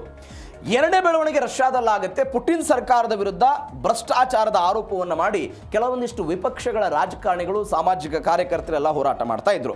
ಅವರು ಕೂಡ ಈ ವಿಕೆ ಪೇಜ್ ಅನ್ನು ಬಳಕೆ ಮಾಡಿಕೊಳ್ತಾ ಇದ್ರು. ಅದರಲ್ಲಿರುವಂತಹ ಎಲ್ಲ ಮಾಹಿತಿಗಳನ್ನು ಕೊಡಬೇಕು ಅಂತ ರಷ್ಯಾದ ಕೆಲವೊಂದಿಷ್ಟು ಸಂಘಟನೆಗಳು ಮತ್ತು ಸಂಸ್ಥೆಗಳು ಇವರ ಮೇಲೆ ಒತ್ತಡ ಹಾಕುವ ಪ್ರಯತ್ನವನ್ನು ಮಾಡಿದರು. ಒತ್ತಡ ಹೆಂಗಿತ್ತು ಅಂತ ಹೇಳಿದರೆ, ಅವರ ಮನೆಗಳ ಮೇಲೆಯೂ ಕೂಡ 2014ರಲ್ಲಿ ದಾಳಿ ಆಗುತ್ತೆ. 2014ರಲ್ಲಿ ಈ ವ್ಯಕ್ತಿಯ ಪಾವೆಲ್ ಡುರೋವ್ ಎನ್ನುವಂಥ ವ್ಯಕ್ತಿಯ ಮನೆ ಮೇಲೆ ದಾಳಿಯಾಗುತ್ತೆ. ಇವುಗಳ ಒಟ್ಟು ಷೇರುಗಳನ್ನು ಖರೀದಿ ಮಾಡೋದಕ್ಕೆ ರಷ್ಯಾ ಸರ್ಕಾರ ಮುಂದಾಗುತ್ತೆ. ಆ ವ್ಯಕ್ತಿ ಅವತ್ತು ನಿರ್ಧಾರ ಮಾಡ್ತಾರೆ, ನಾನು 2014ರಲ್ಲಿ ಈ ದೇಶವನ್ನು ತೊರಿತೀನಿ, ನನಗೆ ದೇಶಕ್ಕಿಂತ ಪ್ರೈವಸಿ ಮುಖ್ಯ ಅಂತೇಳಿ ಅವರು ಆ ದೇಶವನ್ನು ಬಿಟ್ಟು ಇದೀಗ ಫ್ರಾನ್ಸ್ ಮತ್ತು UAEಯ ಪೌರತ್ವವನ್ನು ಹೊಂದಿದ್ದಾರೆ. ಆ ಮುಖಾಂತರ 2014ರಲ್ಲಿ ರಷ್ಯಾವನ್ನು ಹೊರಗೆ ಬಿಟ್ಟು, ಅಂದರೆ ಅವತ್ತೂ ಕೂಡ ಉಕ್ರೇನ್ನ ಕಾರಣಕ್ಕಾಗಿಯೇ ರಷ್ಯಾದಲ್ಲಿ ವಿವಾದ ಮಾಡಿಕೊಂಡು ರಷ್ಯಾ ಕೇಳಿದಂತಹ ಮಾಹಿತಿಯನ್ನು ಕೊಡೋದಕ್ಕೆ ಸಾಧ್ಯವಾಗದೇ ದೇಶವನ್ನು ಬಿಟ್ಟು ಬೇರೆ ಬೇರೆ ದೇಶಗಳ ಪೌರತ್ವವನ್ನು ಹೊಂದಿರುವಂತಹ ಈ ಪಾವೆಲ್ ಡುರೋವ್ ಎನ್ನುವಂಥ ವ್ಯಕ್ತಿ ಒನ್ಸ್ ಅಗೇನ್ ಅದೇ ಉಕ್ರೇನ್ನ ಕಾರಣಕ್ಕಾಗಿ ಭಯೋತ್ಪಾದನೆಗೆ ಸಹಾಯ ಮಾಡಿದ್ದಾರೆ ಎನ್ನುವಂಥ ಗಂಭೀರವಾದಂಥ ಆರೋಪವನ್ನು ಮಾಡ್ತಾ ಇದ್ದಾರೆ. ಹಾಗಾಗಿ ಏನಾಯಿತು ಬೆಳವಣಿಗೆ? ಯಾಕೆ ಬಂತು ಆರೋಪ? 2014ರ ಘಟನೆಯನ್ನು ಸ್ವಲ್ಪ ನೀವು ನೆನಪು ಮಾಡ್ಕೊಳ್ಳಿ, ಇದು ಕಂಟಿನ್ಯೂಟ್ ಆಗ್ತಾ ಹೋಗುತ್ತೆ. ಉಕ್ರೇನ್ ಗೂಢಾಚಾರರು ಸೈಬರ್ ಅಪರಾಧದ ಆರೋಪ ಈ ವ್ಯಕ್ತಿಯ ವಿರುದ್ಧ ಬಂದಿರೋದು. ಉಕ್ರೇನ್ ಗೂಢಾಚಾರರು ಸೈಬರ್ ಅಪರಾಧದ ಆರೋಪ ಈ ವ್ಯಕ್ತಿಯ ಒಳಗಡೆ ಬಂದಿದೆ. ಅಂದರೆ ಉಗ್ರ ಸಂಘಟನೆಗೆ, ಸಂವಹನಕ್ಕೆ ಈ ಟೆಲಿಗ್ರಾಮ್ ಒಂದು ಅಸ್ತ್ರವಾಗಿ ಬಳಕೆ ಆಗ್ತಾ ಇದೆ ಅಂತ ಯಾರು ಹೇಳ್ತಾ ಇದ್ದಾರೆ? ರಷ್ಯಾದವರು ಹೇಳ್ತಾ ಇರೋದು. ಅದರಲ್ಲಿರುವಂಥ ಚಾಟ್ ಬೋಟ್ ಮತ್ತು ಚಾನೆಲ್ಗಳ ಮುಖಾಂತರ ಇದೊಂದು ವೇದಿಕೆಯಾಗಿ ಕನ್ವರ್ಟ್ ಆಗಿದೆ ಅಂತ ಈ ನಮ್ಮಲ್ಲಿ ಅನೇಕ ಬಾರಿ ಜಮ್ಮು ಕಾಶ್ಮೀರದ ಕೆಲ ಯುವಕರನ್ನ ಪಾಕಿಸ್ತಾನದ ಟೆರರಿಸ್ಟ್ ಸಂಘಟನೆಗಳೆಲ್ಲ ಸಂಪರ್ಕ ಮಾಡಿ ಅವರನ್ನ ಮೈಂಡ್ ವಾಶ್ ಮಾಡೋ ಪ್ರಯತ್ನವನ್ನು ಮಾಡ್ತಿರ್ತಾರೆ. ಬೇರೆ ಬೇರೆ ಸೋಷಿಯಲ್ ಮೀಡಿಯಾಗಳ ಮುಖಾಂತರ ಅವರನ್ನೆಲ್ಲ ಸಂಪರ್ಕ ಮಾಡ್ತಾರೆ. ಅವರನ್ನು ಅವಾಗ ನಾವು ಕಟ್ಟಿ ಹಾಕೋದನ್ನು ನಾವೆಲ್ಲ ನೋಡ್ತಾ ಇದ್ವಿ. ಇದೀಗ ಸೇಮ್ ಆಸ್ ಇಟ್ ಈಸ್ ಕೂಡ ರಷ್ಯಾದಲ್ಲೇ ಆಯ್ತದು. ರಷ್ಯಾದ ಫೆಡರಲ್ ಸೆಕ್ಯೂರಿಟಿ ಸರ್ವಿಸ್ ಹೇಳ್ತು, ಪಾವೆಲ್ ಡುರಲ್ ವಿರುದ್ಧ ಉಕ್ರೇನ್ ಗೂಢಾಚಾರ ಕಾರ್ಯಾಚರಣೆ, ಸೈಬರ್ ಅಪರಾಧ ಎಲ್ಲ ಇತ್ಯಾದಿ ಇದೆ ಅಂತೆಲ್ಲ ಹೇಳಿದ್ದಾರೆ. ಏನು ಮಾಡಿದ್ರು ಅವರು? ಡೇಟಿಂಗ್ ಚಾಟ್ ಬಾಟ್ ಅಂತ. ಏನಿದು ಡೇಟಿಂಗ್ ಚಾಟ್ ಬಾಟ್ ಅಂತ ಹೇಳಿದರೆ ಒಂದು AI ಜನರೇಟೆಡ್ ಸಾಫ್ಟ್ವೇರ್ ಇದು. ಇದರಲ್ಲಿ ನಮ್ಮಲ್ಲಿ ಹೆಂಗೆ ಫೇಕ್ ಪ್ರೊಫೈಲ್ಗಳನ್ನು ಕಳಿಸಿ ಯಾವುದಾದ್ರೂ ಯುವಕನನ್ನ ತನ್ನ ಜಾಲಕ್ಕೆ ಬಳಕೆ ಮಾಡಿಕೊಂಡು ಅವರ ಎಲ್ಲ ಮಾಹಿತಿಗಳನ್ನು ಕಳೆಯೋದು, ಅಥವಾ ನಮ್ಮಲ್ಲಿ ಅದರ ಒಂದು ಹಂತದ ಮುಂದೆ ಹೋಗಿ ಅವರಿಂದ ಹಣವನ್ನು ಪೀಕೋದು ಇತ್ಯಾದಿ ಆಗುತ್ತಲ್ಲ, ಅದೇ ಮಾದರಿಯಲ್ಲಿ ಆದಂತಹ ಬೆಳವಣಿಗೆ ಇದು. AI ಜನರೇಟೆಡ್ ಸಾಫ್ಟ್ವೇರ್ ಇದು ಡೇಟಿಂಗ್ ಚಾಟ್ ಬಾಟ್. ಒಂದು ಪ್ರೊಫೈಲ್ ಕ್ರಿಯೇಟ್ ಮಾಡ್ತಾರೆ, ಅದು ಯುವಕ ಆಗಿರ್ಬೋದು ಯುವತಿ ಆಗಿರ್ಬೋದು, ಒಂದು ಸುಂದರವಾಗಿರುವಂಥ ಒಂದು ಪ್ರೊಫೈಲ್ ಕ್ರಿಯೇಟ್ ಮಾಡಿ ಸಂಭಾಷಣೆ ಶುರುವಾಗುತ್ತೆ. ಎಲ್ಲಿ ಅವರು ಸಂಭಾಷಣೆ ಶುರು ಮಾಡ್ತಾರೆ? ರಷ್ಯಾ ಆರೋಪ ಮಾಡ್ತಾ ಇರುವ ಪ್ರಕಾರ ಉಕ್ರೇನ್ನಿಂದ ಶುರುವಾಗುವಂಥ ಈ ಸಂಭಾಷಣೆ ರಷ್ಯಾದಲ್ಲಿರುವಂಥ ಒಬ್ಬಂಟಿ ಯುವಕರು ಅಥವಾ ಅಪ್ರಾಪ್ತರನ್ನ ಟಾರ್ಗೆಟ್ ಮಾಡುವ ಮುಖಾಂತರ ಅವರ ಜೊತೆಗೆ ಚಾಟ್ಗಳನ್ನು ಮಾಡ್ತಾರೆ. ಆ ಚಾಟ್ಗಳನ್ನು ಮಾಡುವ ಮುಖಾಂತರ ಅವರಿಗೆ ಪ್ರೀತಿಯ ಆಮಿಷದ ಮುಖಾಂತರ ಅವ್ರನ್ನ ತಮ್ಮತ್ತ ಸೆಳೆಯುವ ಪ್ರಯತ್ನವನ್ನು ಮಾಡ್ತಾರೆ. ಹೀಗೆ ತಮ್ಮತ್ತ ಸೆಳೆಯುವ ಮುಖಾಂತರ ಅವರು ಕೊನೆಗೆ ಹೇಳ್ತಾರಂತೆ, ನಿಮಗೆ ಬೇಕಾದಂಥ ಸವಲತ್ತುಗಳನ್ನು ಕೊಡ್ತೀವಿ, ನಿಮಗೆ ಬೇಕಾದಂಥ ಹಣವನ್ನು ಕೊಡ್ತೀವಿ, ಆದರೆ ನೀವು ಒಂದು ಕೆಲಸ ಮಾಡಬೇಕು. ಏನು ಕೆಲಸ ಮಾಡೋದು? ನಿಮ್ಮ ದೇಶದಲ್ಲಿರುವಂಥ ರೈಲು ಹಳಿಗಳಿಗೆ ಬೆಂಕಿ ಹಚ್ಚಬೇಕು, ಸಾರ್ವಜನಿಕ ಸ್ಥಳಗಳಿಗೆ ಬೆಂಕಿ ಹಚ್ಚಬೇಕು, ಎಲ್ಲಿ ಜನನಿಬಿಡ ಪ್ರದೇಶಗಳಲ್ಲಿರುತ್ತೋ ಅಲ್ಲಿ ಎಲ್ಲವೂ ಕೂಡ ಬೆಂಕಿ ಹಚ್ಚಬೇಕು. ಒಟ್ಟಾರೆ ದೇಶದಲ್ಲಿ ಒಂದು ಅರಾಜಕತೆಯನ್ನು ಸೃಷ್ಟಿ ಮಾಡಬೇಕು ಅಂತ ಈ ಡೇಟಿಂಗ್ ಚಾಟ್ ಬಾಟ್ನ ಮುಖಾಂತರ ಉಕ್ರೇನ್ನವರು ರಷ್ಯಾದ ಯುವಕರನ್ನ ಮೈಂಡ್ ವಾಶ್ ಮಾಡ್ತಾ ಇದ್ದಾರೆ. ಅದಕ್ಕೆ ವೇದಿಕೆ ಆಗ್ತಾ ಇರೋದು ಯಾವುದು? ಇದು ಟೆಲಿಗ್ರಾಮ್ ವೇದಿಕೆ ಆಗ್ತಾ ಇದೆ ಅಂತ ಯಾರು ಆರೋಪ ಮಾಡ್ತಾ ಇರೋದು? ರಷ್ಯಾದವರು ಆರೋಪ ಮಾಡ್ತಾ ಇರೋದು. ಇದರರ್ಥ ಏನು? ಒಂದು ಗೂಢಚಾರಿಕೆ ಮಾಡುವ ಮುಖಾಂತರ ಅನೇಕ ಜನರನ್ನ ತಮ್ಮತ್ತ ಸೆಳೆಯುವ ಪ್ರಯತ್ನವನ್ನ ಉಕ್ರೇನ್ನವರು ರಷ್ಯಾದಲ್ಲಿ ಮಾಡ್ತಿದ್ದಾರೆ ಅಂತ. ಇದಕ್ಕೆ ಬೆಸ್ಟ್ ಎಕ್ಸಾಂಪಲ್ ಪಾಕಿಸ್ತಾನ ಮತ್ತು ಜಮ್ಮು ಕಾಶ್ಮೀರದ ಕೆಲ ಯುವಕರನ್ನು ಸೆಳೆದಿದ್ದು, ಕೆಲವೊಂದಿಷ್ಟು ಜನ ಅಲ್ಲಿ ಹೋಗಿ ಬಂದಿದ್ದು, ಅದಾದ ನಂತರ ಭಾರತದಲ್ಲಿ ದಾಳಿ ಮಾಡಿದ್ದನ್ನೆಲ್ಲವೂ ಕೂಡ ನಮ್ಮ ಗಮನಕ್ಕಿದೆ. ಅದೇ ರೀತಿಯಲ್ಲಿ ಆಗ್ತಾ ಇದೆ ಅಂತ. ಇವೆಲ್ಲದರ ನಡುವೆ ಅನೇಕ ಜನ ಈಗಾಗಲೇ ಈ ಘಟನೆಯಲ್ಲಿ ಮೃತಪಟ್ಟಿದ್ದಾರೆ ಅಂತ ರಷ್ಯಾದವರು ಹೇಳಿದರು. ಇದೇ ವಿಚಾರಕ್ಕೆ ಸಂಬಂಧಪಟ್ಟಂತೆ 12ರಿಂದ 22 ವರ್ಷ ವಯಸ್ಸಿನ 46 ಜನ ಯುವಕರನ್ನ ಈ ಪ್ರಕರಣಕ್ಕೆ ಸಂಬಂಧಪಟ್ಟಂತೆ ಏನು ಮಾಡಿದ್ದಾರೆ? ಬಂಧಿಸುವಂತ ಹಂತಕ್ಕೆ ರಷ್ಯಾ ಸರ್ಕಾರ ಹೋಗಿದೆ. ಯಾಕೆ ಸಾವು ನೋವು ಆಗ್ತಾ ಇತ್ತು? ನಾನು ಅವಾಗಲೇ ಹೇಳಿದೆ, ನಾನು ನಿಮ್ಗೆ ಹಣ ಕೊಡ್ತೀನಿ, ಸಾರ್ವಜನಿಕ ಸ್ಥಳದಲ್ಲಿ ನೀವು ಸ್ಫೋಟಗಳನ್ನು ಮಾಡಬೇಕು, ಬೆಂಕಿ ಹಚ್ಚಬೇಕು, ಅರಾಜಕತೆಯನ್ನು ಸೃಷ್ಟಿ ಮಾಡಬೇಕು. ಅರಾಜಕತೆ ಸೃಷ್ಟಿಯಾದಾಗ ಸಾವು ನೋವುಗಳಾಗುತ್ತೆ. ಈ ಸಾವು ನೋವುಗಳು ಆಗ್ತಾ ಇರುವ ಕಾರಣಕ್ಕಾಗಿ ಟೆಲಿಗ್ರಾಮ್ ಒಂದು ವೇದಿಕೆ ಆಗ್ತಾ ಇದೆ, ಅದರಲ್ಲಿರುವಂಥ ಆಪ್ಷನ್ ವೇದಿಕೆ ಆಗ್ತಾ ಇದೆ ಅಂತ ರಷ್ಯಾ ಇಂಥದ್ದೊಂದು ಆರೋಪವನ್ನು ಟೆಲಿಗ್ರಾಮ್ ಮತ್ತು ಅದರ ಮಾಲೀಕನ ವಿರುದ್ಧ ಮಾಡಿದ್ದಾರೆ. ಹಾಗಾದರೆ ಇದಕ್ಕೆ ಪಾವೆಲ್ ಡುರೋವ್ ಕೊಟ್ಟಿರುವಂತಹ ತಿರುಗೇಟೇನು? ಟೆಲಿಗ್ರಾಮ್ನ ಸಂಸ್ಥಾಪಕ ಕೊಟ್ಟಿರುವಂತಹ ತಿರುಗೇಟೇನು? ಏನು ಹೇಳ್ತಾರೆ ಆ ವ್ಯಕ್ತಿ? ರಷ್ಯಾಗೆ ವಾಕ್ ಮತ್ತು ಅಭಿವ್ಯಕ್ತಿ ಸ್ವಾತಂತ್ರ್ಯದಲ್ಲಿ ನಂಬಿಕೆ ಇಲ್ಲ ಅಂತ ಡುರೋವ್ ಒಂದು ಆಕ್ರೋಶವನ್ನು ಹೊರಹಾಕಿದ್ದಾರೆ. ನಾನು ಅವಾಗಲೇ ಹೇಳಿದೆ, 2014 ಘಟನೆ ಹೇಳಿದೆ ನಿಮಗೆ. ಆ 2014 ಘಟನೆಯಲ್ಲಿ ಆ ವ್ಯಕ್ತಿ ದೇಶವನ್ನು ಬಿಟ್ಟು ಹೊರಗಡೆ ಬರುವಾಗ ಹೇಳಿದ್ದ ಮಾತೇನು? ವಾಕ್ ಸ್ವಾತಂತ್ರ್ಯಕ್ಕೆ ಬೆಲೆ ಇಲ್ಲ, ಪ್ರೈವೇಸಿಗೆ ಬೆಲೆ ಇಲ್ಲ, ನಾನು ಪ್ರೈವೇಸಿಗೆ ಮಾತ್ರ ಬೆಲೆ ಕೊಡ್ತೀನಿ, ಅದನ್ನು ಹೊರತುಪಡಿಸಿ ಯಾವುದಕ್ಕೂ ಕೂಡ ಬೆಲೆ ಕೊಡಲ್ಲ ಅಂತ ಆ ವ್ಯಕ್ತಿ ಹೊರಗಡೆ ಬಂದಿದ್ರು ಅಂತ ನಾನು ಅವಾಗಲೇ ಹೇಳಿದೆ. ಈಗ ಅವರು ಹೇಳ್ತಾ ಇದ್ದಾರೆ, ವಾಂಟೆಡ್ ಪಟ್ಟಿಗೆ ಸೇರಿಸಿದ ನಂತರ ಆಕ್ರೋಶವನ್ನು ಹೊರಹಾಕಿದರು. ರಷ್ಯಾಗೆ ವಾಕ್ ಮತ್ತು ಅಭಿವ್ಯಕ್ತಿ ಸ್ವಾತಂತ್ರ್ಯದಲ್ಲಿ ನಂಬಿಕೆ ಇಲ್ಲ. ದುಬೈನಿಂದ ಅವರೊಂದು ಹೇಳಿಕೆಗಳನ್ನೆಲ್ಲ ಬಿಡುಗಡೆ ಮಾಡಿದರು. ಇದೊಂದು ರಾಜಕೀಯ ಪ್ರೇರಿತ ಸುಳ್ಳು ಆರೋಪಗಳಿವೆಲ್ಲ. ಟೆಲಿಗ್ರಾಮ್ ಮುಖಾಂತರ ಭಯೋತ್ಪಾದನೆಗೆ ನೆರವು ಕೊಡ್ತಾ ಇದೆ ಅನ್ನುವಂಥ ರಷ್ಯಾದ ಆರೋಪಗಳು ಸುಳ್ಳು, ರಾಜಕೀಯ ಪ್ರೇರಿತ. ಉಕ್ರೇನ್ ಯುದ್ಧದ ಹಿನ್ನೆಲೆ ರಷ್ಯಾದ ನಾಗರಿಕರು ಸರ್ಕಾರದ ವಿರುದ್ಧ ಧ್ವನಿ ಎತ್ತದಂತೆ ತಡೆಯುವುದಕ್ಕೆ ಟೆಲಿಗ್ರಾಮ್ ಆ್ಯಪ್ ಅನ್ನು ಸಂಪೂರ್ಣವಾಗಿ ನಿಯಂತ್ರಣ ತೆಗೆದುಕೊಳ್ಳುವುದಕ್ಕೆ ರಷ್ಯಾ ಸರ್ಕಾರ ಎಲ್ಲ ಸಂಚು ರೂಪಿಸಿದೆ. ಬಳಕೆದಾರರ ಗೌಪ್ಯತೆ ನನ್ನ ಆದ್ಯತೆಯಾಗಿದೆ. ರಷ್ಯಾದ ನಾಗರಿಕರ ವೈಯಕ್ತಿಕ ಚಾಟ್ಗಳು, ಮಾಹಿತಿಯನ್ನು ಕದಿಯೋದಕ್ಕೆ ರಷ್ಯಾ ಭದ್ರತಾ ಸಂಸ್ಥೆಗಳೆಲ್ಲ ಬಯಸ್ತಾ ಇವೆ. ಯಾವುದೇ ಪರಿಸ್ಥಿತಿಯಲ್ಲೂ ಬಳಕೆದಾರರ ಗೌಪ್ಯತೆಯನ್ನು ನಾನೆಲ್ಲ ಬಿಟ್ಟುಕೊಡಲ್ಲ, ರಷ್ಯಾಗೆ ಎನ್ಕ್ರಿಪ್ಷನ್ ಕೀಗಳನ್ನು ಹಸ್ತಾಂತರ ಮಾಡೋದಿಲ್ಲ ಅಂತೆಲ್ಲ ಹೇಳಿದರು. 2014ರಲ್ಲಿ ನಾನು ಅವಾಗಲೇ ಹೇಳಿದೆ, 2014ರಲ್ಲಿ ಈ VK ಎನ್ನುವಂಥ ಸೋಷಿಯಲ್ ಪ್ಲಾಟ್ಫಾರ್ಮ್ ಎಲ್ಲ ಶುರು ಮಾಡಿದ್ರು. ಅವತ್ತು ಕೂಡ ಹಿಂಗೆ ದತ್ತಾಂಶಗಳನ್ನು ಕೊಡಬೇಕು ಅಂತ ರಷ್ಯಾದ ಬೇರೆ ಬೇರೆ ಭದ್ರತಾ ಸಂಸ್ಥೆಗಳು ಇವರನ್ನು ಕೇಳಲಾಗಿತ್ತು, ಆದರೆ ನಮಗೆ ಕೊಡೋಕೆ ಸಾಧ್ಯ ಇಲ್ಲ ಅಂತ ಆ ವ್ಯಕ್ತಿಯಲ್ಲೂ ಕೂಡ ಆಗಿತ್ತು. ಇವೆಲ್ಲದರ ನಂತರ ಟೆಲಿಗ್ರಾಮ್ ಕೂಡ ಇದಕ್ಕೊಂದು ಪ್ರತ್ಯುತ್ತರ ಕೊಟ್ಟಿದೆ. ಟೆಲಿಗ್ರಾಮ್ ಕೇವಲ ಈ ಪಾವೆಲ್ ಡುರೋವ್ ಅಲ್ಲ, ಟೆಲಿಗ್ರಾಮ್ ಸಂಸ್ಥೆಯು ಕೂಡ ಇದಕ್ಕೊಂದು ಪ್ರತ್ಯುತ್ತರವನ್ನು ಕೊಟ್ಟು ಟೆಲಿಗ್ರಾಮ್ನ ಅಧಿಕೃತ ಟ್ವಿಟ್ಟರ್ ಖಾತೆಯಲ್ಲೆಲ್ಲ ಹೇಳಿದ್ರು ಅವರು, ಒಂದು ಮಧ್ಯದ ಬೆರಳು ಅಂದರೆ ಅವ್ಯಾಚ್ಯ ಒಂದು ಬೆರಳನ್ನು ತೋರಿಸುವ ಮುಖಾಂತರ ಮರು ಪೋಸ್ಟ್ ಮಾಡಿ ರಷ್ಯಾದ ಸರ್ವಾಧಿಕಾರಿ ಧೋರಣೆಯನ್ನೆಲ್ಲ ಅಣಕಿಸುವ ಪ್ರಯತ್ನವನ್ನು ಮಾಡಿದ್ದಾರೆ. ಇವೆಲ್ಲದರ ನಡುವೆ ಇದೀಗ ಜಾಗತಿಕವಾಗಿ ಈ ವ್ಯಕ್ತಿಗೆ ಬೆಂಬಲ ಸಿಗ್ತಾ ಇದೆ.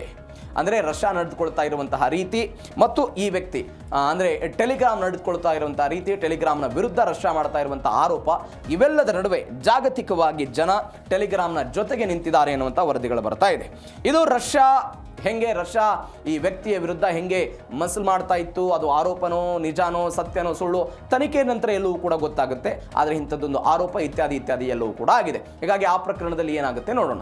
ಇವೆಲ್ಲದರ ನಡುವೆ ಅಮೆರಿಕಾದ ಸೈನ್ಯಕ್ಕೆ ಇನ್ಸ್ಟಾಗ್ರಾಮ್ ಎನ್ನುವಂತಹ ಈ ಒಂದು ಸೋಷಿಯಲ್ ಪ್ಲಾಟ್ಫಾರ್ಮ್ ಇವತ್ತು ದೊಡ್ಡ ಮಟ್ಟದ ಕಂಟಕವಾಗಿ ಪರಿಣಮಿಸ್ತಾ ಇದೆ. ಹೆಂಗಾಯ್ತಿದು ಘಟನೆ? ಒಂದು ಕಡೆ ಟೆಲಿಗ್ರಾಮ್ನ ವಿಚಾರದಲ್ಲಿ ರಷ್ಯಾ ಮತ್ತು ಉಕ್ರೇನ್ನ ಬೆಳವಣಿಗೆಯನ್ನು ಗಮನಿಸಿದ್ರಿ. ಇದೀಗ ಸೋಷಿಯಲ್ ಮೀಡಿಯಾ ಇನ್ಸ್ಟಾಗ್ರಾಮ್ನ ಮುಖಾಂತರ ಇದು ಹೆಂಗಾಗ್ತಾ ಇದೆ ಏನು ಎತ್ತ ಅಂತ.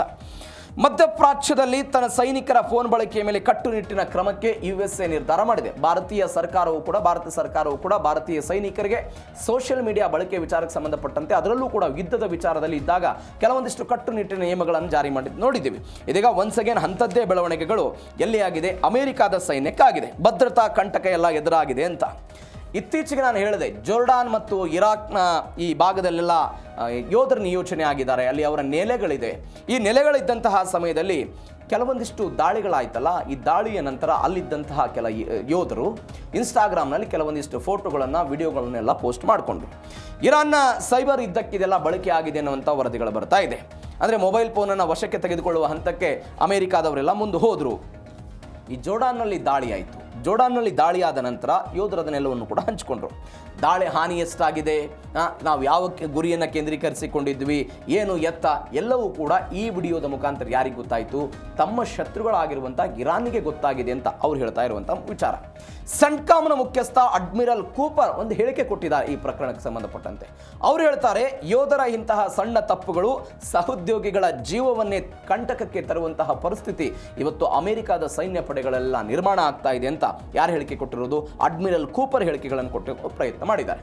ಇದಕ್ಕೆ ಸ್ವಲ್ಪ ಹಿಂದಕ್ಕೆ ಹೋಗೋಣ ನಾವು, ಅಂದರೆ ಒಂದು ತಿಂಗಳ ಹಿಂದೆ ಜೂನ್ 2026ರಲ್ಲಿ ಅಮೆರಿಕದ ಬಾಹ್ಯಾಕಾಶ ಪಡೆಯ ಅತ್ಯುನ್ನತ ಅಧಿಕಾರಿ ಸಾರ್ಜೆಂಟ್ ಜಾನ್ ಬೆಂಟಿವೆಗ್ನೋ ಎನ್ನುವಂಥ ಒಬ್ಬ ವ್ಯಕ್ತಿಯ ಇನ್ಸ್ಟಾಗ್ರಾಮ್ ಹ್ಯಾಕ್ ಆಗುತ್ತೆ. ಯಾವಾಗ? ಕಳೆದ ತಿಂಗಳು ಇನ್ಸ್ಟಾಗ್ರಾಮ್ ಹ್ಯಾಕ್ ಆಯಿತು.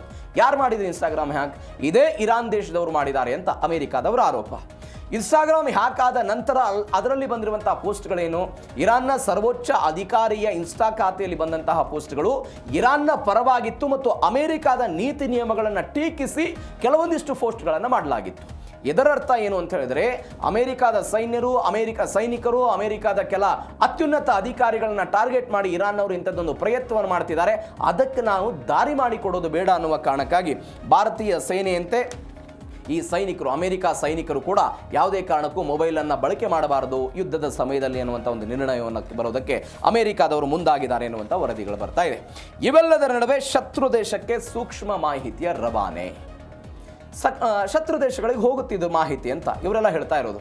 ಸೈನಿಕನೊಬ್ಬ ಮೆಟಾ ಸ್ಮಾರ್ಟ್ ಗ್ಲಾಸ್ ಅನ್ನೆಲ್ಲ ಬಳಕೆ ಮಾಡೋ, ಈ ಮೆಟಾ ಸ್ಮಾರ್ಟ್ ಗ್ಲಾಸ್ ಅಂತ ಹೇಳಿದ್ರೆ ಒಂದು ಕಣ್ಣಿಗೆ ನೀವು ಈ ಕನ್ನಡಕವನ್ನು ಹಾಕಿ ವಿಡಿಯೋ ಚಿತ್ರೀಕರಣ ಮಾಡುವಂಥ ವ್ಯವಸ್ಥೆ ಇರುತ್ತೆ. ನೀವು ಭೌತಿಕವಾಗಿ ಕ್ಯಾಮ್ರಾವನ್ನು ಬಳಕೆ ಮಾಡಿದಾಗ ಹಿರಿಯ ಅಧಿಕಾರಿಗಳಿಗೆ ಗೊತ್ತಾಗುತ್ತೆ, ಬೇರೆದವರಿಗೆಲ್ಲ ಗೊತ್ತಾಗುತ್ತೆ. ಆದರೆ ಈ ವಿಚಾರಕ್ಕೆ ಸಂಬಂಧಪಟ್ಟಂತೆ ಯಾರಿಗೂ ಕೂಡ ಗೊತ್ತಾಗಲ್ಲ ಎನ್ನುವಂಥ ವಿಚಾರ ಇದು. ಜುಲೈ 17ನೇ ತಾರೀಕಿಗೆ ಜೋರ್ಡಾನ್ ಮೇಲೆ ದಾಳಿ ಆಯಿತು. ಒನ್ಸ್ ಅಗೇನ್ ಅದೇ ವಿಚಾರಕ್ಕೆ ಬರೋಣ. ಆಗ ಅಮೆರಿಕಾದ ಒಬ್ಬ ಯೋಧ ಏನು ಮಾಡಿದ? ಮೆಟಾ ಸ್ಮಾರ್ಟ್ ಗ್ಲಾಸ್ ಅನ್ನು ಧರಿಸಿ ಬಂಕರ್ನತ್ತ ಓಡ್ತಾ ಇದ್ದಂತಹ ಒಂದು ವಿಡಿಯೋ ಇನ್ಸ್ಟಾಗ್ರಾಮ್ನಲ್ಲಿ ಪೋಸ್ಟ್ ಆಯಿತು. ಇದರಿಂದ ಇರಾನ್ಗೆ ಏನು ಲಾಭ ಆಯಿತು ಅಂತ ಹೇಳಿದರೆ, ಈ ಅಮೆರಿಕಾದ ಒಟ್ಟಾರೆ ಮಿಲಿಟರಿ ವ್ಯವಸ್ಥೆ ಹೆಂಗಿದೆ, ಅವರ ಭದ್ರತಾ ವ್ಯವಸ್ಥೆ ಹೆಂಗಿದೆ, ಏನು ಎತ್ತ ಎಲ್ಲವೂ ಕೂಡ ಯಾರಿಗೆ ಗೊತ್ತಾಯಿತು? ಇರಾನ್ನವ್ರಿಗೆ ಗೊತ್ತಾಯಿತು ಅಂತ. ಈ ಉದಾಹರಣೆಗೆ ಜೋರ್ಡಾನ್ನ ಮೊವಾಫಕ್ ಸಾಲ್ವಿ ಎನ್ನುವಂಥ ಒಂದು ನೆಲೆಯ ಮೇಲೆ ಇರಾನ್ನವರು ದಾಳಿ ಮಾಡಿದರು. ಅಮೆರಿಕಾದ ಜಾಮಿಂಗ್ ಇರುವ ಕಾರಣಕ್ಕಾಗಿ ನಾವು ಎಷ್ಟು ದೂರದಲ್ಲಿ ನಮ್ಮ ದಾಳಿಯ ವೈಫಲ್ಯತೆಯನ್ನು ಕಂಡಿದ್ದೀವಿ, ನಮ್ಮ ದಾಳಿ ಎಷ್ಟು ಪ್ರಖರವಾಗಿ ಅಮೆರಿಕಾದ ನೆಲೆಯನ್ನು ತಲುಪಿದ್ದು ಅನ್ನೋ ಕಾರಣಕ್ಕಾಗಿ ಈ ಜಾಮಿಂಗ್ ವ್ಯವಸ್ಥೆಯಲ್ಲಿ ಅವ್ರಿಗೆ ಗೊತ್ತಾಗ್ತಾ ಇರಲಿಲ್ಲ. ಆದರೆ ಈ ಮೆಟಾ ಎನ್ನುವಂತಹ ಒಂದು ವಿಚಾರಕ್ಕೆ ಸಂಬಂಧ ಮೆಟಾ ಸ್ಮಾರ್ಟ್ ಗ್ಲಾಸ್ ಅನ್ನು ಧರಿಸಿದ್ದರ ಕಾರಣಕ್ಕಾಗಿ ಇವೆಲ್ಲವೂ ಕೂಡ ಹೋಗ್ತಾ ಇದೆ. ಇನ್ಸ್ಟಾಗ್ರಾಮ್ನಲ್ಲಿ ಪೋಸ್ಟ್ ಆಗಿತ್ತು, ಆ ಇನ್ಸ್ಟಾಗ್ರಾಮ್ ಪೋಸ್ಟ್ ಆಗಿದ್ದು ಯಾರಿಗೆ ಸಿಕ್ತು? ಇರಾನ್ನವರಿಗೆ ಸಿಕ್ತು. ಅಂದರೆ ಮತ್ತಷ್ಟು ಮಗದತ್ತು ಸಿದ್ಧತೆಯನ್ನು ಮಾಡಿಕೊಳ್ಳೋದಕ್ಕೆ ಇರಾನ್ಗೆ ಅವಕಾಶ ಸಿಗ್ತಾ ಇದೆ ಅಂತ ಎಲ್ಲವೂ ಕೂಡ ಗೊತ್ತಾಗ್ತಾ ಇದೆ. ಇವೆಲ್ಲದರ ನಡುವೆ ಅಮೆರಿಕಾದ ಈ ರಹಸ್ಯ ಬಂಕರ್ಗಳ ಮಾಹಿತಿಯೂ ಕೂಡ ಇರಾನ್ನವ್ರಿಗೆ ಸಿಕ್ಕಿದೆ ಅಂತ. ಯಾವುದ್ರ ಮುಖಾಂತರ? ಇನ್ಸ್ಟಾಗ್ರಾಮ್ ವಿಡಿಯೋದ ಮುಖಾಂತರ. ಅಂದರೆ ಯುದ್ಧದ ಈ ಸಮಯದಲ್ಲಿ ನಾವು ಎಲ್ಲಿ ರಹಸ್ಯವಾಗಿ ಬಂಕರ್ಗಳಲ್ಲಿ ಅಡಗಿಕೊಳ್ಳಬೇಕು ಅಂತ ಅಮೆರಿಕಾದ ಪೆಂಟಗನ್ ಆಲೋಚನೆ ಮಾಡಿತ್ತಲ್ಲ, ಒಂದು ಯೋಜನೆಯನ್ನು ಮಾಡಿಕೊಂಡಿತ್ತಲ್ಲ, ಅದೂ ಕೂಡ ಇನ್ಸ್ಟಾಗ್ರಾಮ್ ವಿಡಿಯೋದ ಮುಖಾಂತರ ಎಲ್ಲ ಗೊತ್ತಾಗಿದೆ ಅನ್ನುವಂತಹ ಕಾರಣಕ್ಕಾಗಿ ನಾನು ಅವಾಗ ಹೇಳಿದೆ, ಈ ಕ್ಯಾಮ್ರಾದಲ್ಲಿ ರೆಕಾರ್ಡ್ ಮಾಡಿದಾಗೆಲ್ಲ ಕಾಣಿಸುತ್ತೆ, ಇದರಲ್ಲಿ ಮೆಟಾ ಸ್ಮಾರ್ಟ್ ಗ್ಲಾಸ್ನಲ್ಲೆಲ್ಲೂ ಕೂಡ ಕಾಣಲ್ಲ ಅಂತ. ಹೀಗಾಗಿ ಅಲ್ಲೆಲ್ಲವನ್ನು, ಅದು ಕ್ಯಾಮ್ರಾ ಆಗಿರ್ಬೋದು, ಮೊಬೈಲ್ ಆಗಿರ್ಬೋದು, ಮೆಟಾ ಸ್ಮಾರ್ಟ್ ಗ್ಲಾಸ್ ಆಗಿರ್ಬೋದು, ಇವೆಲ್ಲವನ್ನು ಕೂಡ ಯುದ್ಧದ ಸಮಯದಲ್ಲಿ ಅಮೆರಿಕಾದ ಸೈನಿಕರಿಗೆ ನಿಷೇಧ ಮಾಡೋದಕ್ಕೆ ಅಮೆರಿಕಾದವರು ಮುಂದಾಗಿದ್ದಾರೆ ಅಂತ. ಇದು ರಷ್ಯಾ, ಉಕ್ರೇನ್ ಮತ್ತು ಅಮೆರಿಕಕ್ಕೆ ಒಂದು ತಂತ್ರಜ್ಞಾನ ಎನ್ನುವಂಥ ವಿಚಾರ ಹೇಗೆ ಕಂಟಕವಾಗಿ ಪರಿಣಮಿಸ್ತಾ ಇದೆ, ಹೇಗೆ ಕಾಡ್ತಾ ಇದೆ ಎನ್ನುವಂಥ ವಿಚಾರಕ್ಕೆ ಸಂಬಂಧಪಟ್ಟಂಥ ಎರಡನೇ ಸ್ಟೋರಿ. ವಿಶ್ವದ ಅತಿ ದೊಡ್ಡ ಪ್ರಜಾಪ್ರಭುತ್ವ ದೇಶ ಭಾರತವನ್ನು ಕೆಣಕುವ, ಭಾರತವನ್ನು ಅಣಕಿಸುವ ಪ್ರಯತ್ನಗಳು ಜಾಗತಿಕವಾಗಿ ಆಗಿದ್ದನ್ನು ನಾವು ನೋಡಿದ್ದೀವಿ. ಇತಿಹಾಸದುದ್ದಕ್ಕೂ ಕೂಡ ಈಗಲೂ ಕೂಡ ಆಗ್ತಾ ಇರೋದನ್ನು ಅನೇಕ ಬಾರಿ ನೋಡಿದ್ದೀವಿ. ಅದಕ್ಕೆ ಭಾರತ ಉತ್ತರ ಕೊಟ್ಟಿದ್ದನ್ನು ಕೂಡ ನಾವು ನೋಡಿದ್ದೀವಿ. ಅದು ಬೇರೆ ಬೇರೆ ಪತ್ರಿಕೆಗಳ ಮುಖಾಂತರ, ಬೇರೆ ಬೇರೆ ವೇದಿಕೆಗಳ ಮುಖಾಂತರ ಭಾರತವನ್ನು ಟಾಂಟ್ ಮಾಡೋ ಪ್ರಯತ್ನವನ್ನು ಜಾಗತಿಕವಾಗಿ ಬೇರೆ ಬೇರೆ ದೇಶಗಳು ಮಾಡಿದ್ದನ್ನು ನೋಡಿದ್ದೀವಿ. ಅದು ವಿಶ್ವಸಂಸ್ಥೆಯಲ್ಲಿ ಯಾವ ಪಾಕಿಸ್ತಾನ ಇವತ್ತು ಮಾನವ ಹಕ್ಕುಗಳ ಬಗ್ಗೆ ಮಾತನಾಡುತ್ತೋ, ಮಾನವ ಹಕ್ಕುಗಳ ಉಲ್ಲಂಘನೆ ಆಗ್ತಾ ಇದೆಯೋ, ಅದೇ ಪಾಕಿಸ್ತಾನ ಈ ಹಿಂದೆ ಭಾರತದಲ್ಲಿ ಮಾನವ ಹಕ್ಕುಗಳ ಉಲ್ಲಂಘನೆ ಆಗ್ತಾ ಇದೆ ಅಂತ ವಿಶ್ವಸಂಸ್ಥೆಗೆ ದೂರು ಕೊಟ್ಟಿದ್ದನ್ನು ನೋಡಿದ್ದೀವಿ. ಅದಕ್ಕೆ ಪ್ರತಿಕಾರವಾಗಿ ಭಾರತ ಸೇಡು ತೀರಿಸಿಕೊಂಡಿದ್ದನ್ನು ಕೂಡ ನೋಡಿದ್ದೀವಿ. ಇದೊಂದು ಇತಿಹಾಸದ ಭಾಗ. ಇದೀಗ ನ್ಯೂಯಾರ್ಕ್ ಟೈಮ್ಸ್ ಎನ್ನುವಂತಹ ಅಮೆರಿಕಾದ ಒಂದು ಖ್ಯಾತ ಪತ್ರಿಕೆ ಒಂದು ಎಡವಟ್ಟನ್ನು ಮಾಡಿದೆ. ಅಕ್ಷಮ್ಯ ಅಪರಾಧವನ್ನು ಮಾಡಿ ತನ್ನ ಹೆಡ್ಲೈನ್ನಲ್ಲಿ ಒಂದು ಅಪರಾಧದ ಹೆಡ್ಲೈನ್ ಕೊಡೋ ಪ್ರಯತ್ನವನ್ನು ಮಾಡಿದೆ. ನಾವು ಪಾಕ್ ಆಕ್ರಮಿತ ಕಾಶ್ಮೀರ ಅಂತ ಕರಿತೀವಿ, ಆದರೆ ಆ ಪ್ರದೇಶದಲ್ಲಿ ಪಾಕಿಸ್ತಾನಿ ಕಾಶ್ಮೀರ ಎನ್ನುವಂತಹ ಸ್ಟೇಟ್ಮೆಂಟ್ ಅನ್ನು ಮಾಡಿದ್ದಾರೆ. ಅಂದರೆ ಅದು ನಮಗೆ ಸೇರಿದ್ದು ಅಂತ ನಾವು 47ರಿಂದ ಅದನ್ನು ಪ್ರತಿಪಾದನೆ ಮಾಡ್ಕೊಂಡು ಬಂದಿದ್ದೀವಿ. 1947ರಿಂದ ಅವರು ಅದನ್ನು ವಶಕ್ಕೆ ತೆಗೆದುಕೊಂಡಿದ್ದಾರೆ ಅಂತ. ಆದರೆ ನ್ಯೂಯಾರ್ಕ್ ಟೈಮ್ಸ್ ಎನ್ನುವಂತಹ ಒಂದು ವಿದೇಶಿ ಪತ್ರಿಕೆ ಪಾಕಿಸ್ತಾನಿ ಕಾಶ್ಮೀರ ಅಂತ ಹೇಳಿದೆ. ಭಾರತ ಸುಮ್ಮನೆ ಕೂತ್ಕೊಳ್ಳುತ್ತಾ? ಇಲ್ಲ. ಇದಕ್ಕೆ ತಕ್ಕನಾದ ಉತ್ತರವನ್ನು ಕೊಟ್ಟಿದೆ. ಇವೆಲ್ಲದರ ನಡುವೆ POKಯಲ್ಲಿ ಕೆಲವೊಂದಿಷ್ಟು ಬೆಳವಣಿಗೆಗಳು ಕೂಡ ಆಗಿದೆ. ಏನೇನಾಯಿತು ಎಲ್ಲದರ ಬಗ್ಗೆಯೂ ಕೂಡ ಡೀಟೇಲ್ ಆಗಿ ನೋಡ್ತಾ ಹೋಗೋಣ. POKಯಲ್ಲಿ ಜನಾಕ್ರೋಶ ಭುಗಿಲೆದ್ದಿದೆ. ಜನಾಕ್ರೋಶ ಅನ್ನೋದು ಭುಗಿಲೆದ್ದಿದೆ. ಇದು ಇವತ್ತಿಂದಲ್ಲ, 2 ತಿಂಗಳಿಂದ ಆಗ್ತಾ ಇರುವಂತಹ ಈ ಬೆಳವಣಿಗೆಗಿದ್ದು ಜಂಟಿ ಅವಾಮಿ ಆಕ್ಷನ್ ಕಮಿಟಿಯ ನೇತೃತ್ವದಲ್ಲಿ ತಮ್ಮ ರಾಜಕೀಯ ಹಕ್ಕುಗಳು, ತಮ್ಮ ಆಹಾರದ ಹಕ್ಕುಗಳ ಕಾರಣಕ್ಕಾಗಿ, ತಮ್ಮ ಸವಲತ್ತುಗಳ ಕಾರಣಕ್ಕಾಗಿ, ತಮ್ಮ ಸಂಪನ್ಮೂಲಗಳ ಕಾರಣಕ್ಕಾಗಿ ಶಿಕ್ಷಣ, ನಿರುದ್ಯೋಗ ಇತ್ಯಾದಿ ಸಮಸ್ಯೆಗಳ ವಿರುದ್ಧ ಅಲ್ಲಿಯ ಜನ ಪ್ರತಿಭಟನೆ ಮಾಡ್ತಾ ಇದ್ದಾರೆ. ಆ ಪ್ರತಿಭಟನೆಯನ್ನು ಹತ್ತಿಕ್ಕಬೇಕು ಅಂತ ಪಾಕಿಸ್ತಾನದ ಸರ್ಕಾರ ಏನೆಲ್ಲ ಪ್ರಯತ್ನವನ್ನು ಮಾಡಬೇಕು ಆ ಪ್ರಯತ್ನವನ್ನು ಮಾಡ್ತಾ ಇದೆ. ಇವೆಲ್ಲದರ ನಡುವೆ 3 ಹಂತಗಳಲ್ಲಿ POKಯಲ್ಲಿ ಆಗ್ತಾ ಇರುವಂತಹ ಚುನಾವಣೆ, ಆ ಚುನಾವಣೆಯ ವಿರುದ್ಧವೂ ಕೂಡ ಜಂಟಿ ಅವಾಮಿ ಆಕ್ಷನ್ ಕಮಿಟಿಯವರೆಲ್ಲ ಪ್ರತಿಭಟನೆ ಮಾಡಿದರು. ರಾವಲ್ಕೋಟ್ನಿಂದ ಮುಜಾಫರಾಬಾದ್ವರೆಗೆ ಎಲ್ಲ ಲಾಂಗ್ ಮಾರ್ಚ್ ಆಯಿತು. ಸ್ಥಳೀಯ ಸಂಸ್ಥೆಗಳ ಚುನಾವಣೆ ಕಾರಣಕ್ಕಾಗಿ ಅಶಾಂತಿ ವಾತಾವರಣ ಆಗಿದೆ. ಅದನ್ನು ತಡಿಬೇಕು ಅನ್ನುವ ಕಾರಣಕ್ಕಾಗಿ ಇಲ್ಲಿ ದೊಡ್ಡ ಮಟ್ಟದ ಪೊಲೀಸರನ್ನು 14,000 ಪೊಲೀಸರನ್ನು ನಿಯೋಜನೆ ಮಾಡೋ ಪ್ರಯತ್ನ. ಇವೆಲ್ಲವೂ ಆದ ನಂತರವೂ ಕೂಡ POK ಜನ ಅಲ್ಲಿಯ ಸರ್ಕಾರದ ವಿರುದ್ಧ ಪ್ರತಿಭಟನೆ ಮಾಡ್ತಾ ಇದ್ದಾರೆ. ಪ್ರತಿಭಟನೆ ಹತ್ತಿಕ್ಕಬೇಕು ಅಂತ ಜಂಟಿ ಅವಾಮಿ ಆಕ್ಷನ್ ಕಮಿಟಿಯ ವಕ್ತಾರರುಗಳು, ಅವರ ಕುಟುಂಬಸ್ಥರು, ಅದರ ಕಾರ್ಯಕರ್ತರು ಅವರನ್ನು ಜೈಲಿಗಿಡುವ ಪ್ರಯತ್ನಗಳಾಗ್ತಾ ಇದೆ. ಮುದ್ದಾಮ್ ಅವರನ್ನು ಬಂಧಿಸುವ ಪ್ರಯತ್ನಗಳೆಲ್ಲವೂ ಕೂಡ ಆಗ್ತಾ ಇದೆ. ಇವೆಲ್ಲದರ ನಡುವೆ ಮಾನವ ಹಕ್ಕುಗಳ ಉಲ್ಲಂಘನೆಯನ್ನು ಮುಚ್ಚಿ ಹಾಕುವುದಕ್ಕೆ ಪಾಕಿಸ್ತಾನ ಇಂಥದ್ದೊಂದು ನಾಟಕವನ್ನು ಮಾಡ್ತಾ ಇರೋದು. ತನ್ನ ದೇಶದಲ್ಲೂ ಕೂಡ ಮಾನವ ಹಕ್ಕುಗಳ ಉಲ್ಲಂಘನೆ ಆಗ್ತಾ ಇದೆ. ಭಾರತದ ಭೂಮಿಯನ್ನು ವಶಪಡಿಸಿಕೊಂಡಿರುವಂಥ ಪಾಕಿಸ್ತಾನ POKಯಲ್ಲೂ ಕೂಡ ಮಾನವ ಹಕ್ಕುಗಳ ಉಲ್ಲಂಘನೆ. ಹೆಂಗೆ ಮಾನವ ಹಕ್ಕುಗಳ ಉಲ್ಲಂಘನೆ? ಪ್ರಾಂತ್ಯಗಳ ವಿವಾದದಲ್ಲಿ ಅಥವಾ ಪ್ರಾಂತ್ಯಗಳ ವಿಚಾರದಲ್ಲಿ ಅದರ ತಾರತಮ್ಯ ನೀತಿ ಏನಿದೆಯಲ್ಲ, ನಿಮಗೆ ಪಂಜಾಬ್ ಪ್ರಾಂತ್ಯಕ್ಕೆ ಒಂದು ನ್ಯಾಯ, ಸಿಂಧ್ ಪ್ರಾಂತ್ಯಕ್ಕೆ ಒಂದು ನ್ಯಾಯ, ಇಸ್ಲಾಮಾಬಾದ್ ಪ್ರಾಂತ್ಯಕ್ಕೆ ಒಂದು ನ್ಯಾಯ, POK ಪ್ರಾಂತ್ಯಕ್ಕೆ ಒಂದು ನ್ಯಾಯ, ಇಲ್ಲಿ ಬಲೂಚಿಗಳಿರುವಂಥ ಬಲೂಚಿಸ್ತಾನಕ್ಕೆ ಒಂದು ನ್ಯಾಯ. ಈ ಬಲೂಚಿಸ್ತಾನ ಮತ್ತು POK ಎನ್ನುವಂಥ ವಿಚಾರಕ್ಕೆ ಸಂಬಂಧಪಟ್ಟಂತೆ ಎಷ್ಟು ಹೀನಾಯವಾಗಿ ಪಾಕಿಸ್ತಾನ ನಡೆದುಕೊಂಡಿದೆ ಅಂತ ಹೇಳಿದ್ರೆ ಅಲ್ಲಿಯ ಸಂಪತ್ತುಗಳನ್ನು ಲೂಟಿ ಹೊಡೆಯುವ ಪ್ರಯತ್ನವನ್ನು ಮಾಡಿದೆ. ಇವೆಲ್ಲದರ ವಿರುದ್ಧವಾಗಿ ಇವತ್ತು ಅಲ್ಲಿಯ ಜನ ಆಕ್ರೋಶವನ್ನು ಹೊರಹಾಕ್ತಾ ಇರೋದು. ಇವೆಲ್ಲದರ ನಡುವೆ ಪಾಕ್ ಸೇನೆಯ ಕ್ರೌರ್ಯ, ನಾಗರಿಕರ ಬಲಿಯಾಗಿರೋದು. ನಾನು ಅನೇಕ ಬಾರಿ ಹೇಳಿದ್ದೀನಿ, ಅಲ್ಲಿ ಸಂಘಟನೆಯ ನೇತೃತ್ವದಲ್ಲಿ ಒಂದು ಸಮಾವೇಶ ನಡೀತಾ ಇತ್ತು. ಯಾವ ಸಮಾವೇಶ ನಡೀತಾ ಇತ್ತು ಅಲ್ಲಿಯೇ ಸೇನಾ ಟ್ರಕ್ಗಳನ್ನು ತೆಗೆದುಕೊಂಡು ಬಂದು ನುಗ್ಗಿಸೋ ಪ್ರಯತ್ನ ಕಳೆದ 1 ತಿಂಗಳ ಹಿಂದೆ ಇದೇ POKಯಲ್ಲಿ ಆಗಿದ್ದನ್ನು ನೋಡಿದ್ದೀವಿ. ಅನೇಕ ಜನ ಮೃತಪಟ್ಟಿದ್ದಾರೆ, ಗಾಯಾಳುಗಳಾದರು. AK-47 ಪ್ರಯೋಗ ಮಾಡೋ ಪ್ರಯತ್ನಗಳಾಯಿತು, ಕಂಡವರ ಮೇಲೆ ಗುಂಡು ಹೊಡೆಯುವ ಪ್ರಯತ್ನಗಳಾಯಿತು. ಅನೇಕ ವರ್ಷಗಳಿಂದ ಇಂಥದ್ದೊಂದು ದಬ್ಬಾಳಿಕೆ ಆಗ್ತಾ ಬರ್ತಾ ಇದೆ. ಒನ್ಸ್ ಅಗೇನ್ ಆ ದಬ್ಬಾಳಿಕೆ ಇದೆಲ್ಲವೂ ಕೂಡ ಆಗಿದೆ. 30ಕ್ಕೂ ಹೆಚ್ಚು ಜನ ಅಮಾಯಕ ನಾಗರಿಕರೆಲ್ಲ ಮೃತಪಟ್ಟಿದ್ದಾರೆ. 33ಕ್ಕೂ ಹೆಚ್ಚು ಪ್ರತಿಭಟನಾಕಾರರು ತೀವ್ರವಾಗಿ ಗಾಯಗೊಂಡಿರೋ ಘಟನೆ. 300ಕ್ಕೂ ಅಧಿಕ ಪ್ರತಿಭಟನಾಕಾರರೆಲ್ಲ ನಾನು ಮೊನ್ನೆಯಿಂದಲೂ ಕೂಡ ಆಗಿರೋ ಘಟನೆ. ಗುಂಡಿಕ್ಕಿ ಹತ್ಯೆ ಮಾಡಿದ್ದಾರೆ. POKಯಲ್ಲಿ ಹೆಣದ ರಾಶಿಯೇ ಬಿದ್ದಿದೆ ಅಂತ ಎಲ್ಲಿಂದ ಬರ್ತಾ ಇರುವಂತಹ ವರದಿಗಳು? POKಯಿಂದ ಬರ್ತಾ ಇರುವಂತಹ ವರದಿ. ನೋಡಿ, 2026ರಲ್ಲಿ ಇಂಥದ್ದೊಂದು ಪ್ರತಿಭಟನೆ, ಸಾವು, ಹೋರಾಟ ಇತ್ಯಾದಿ.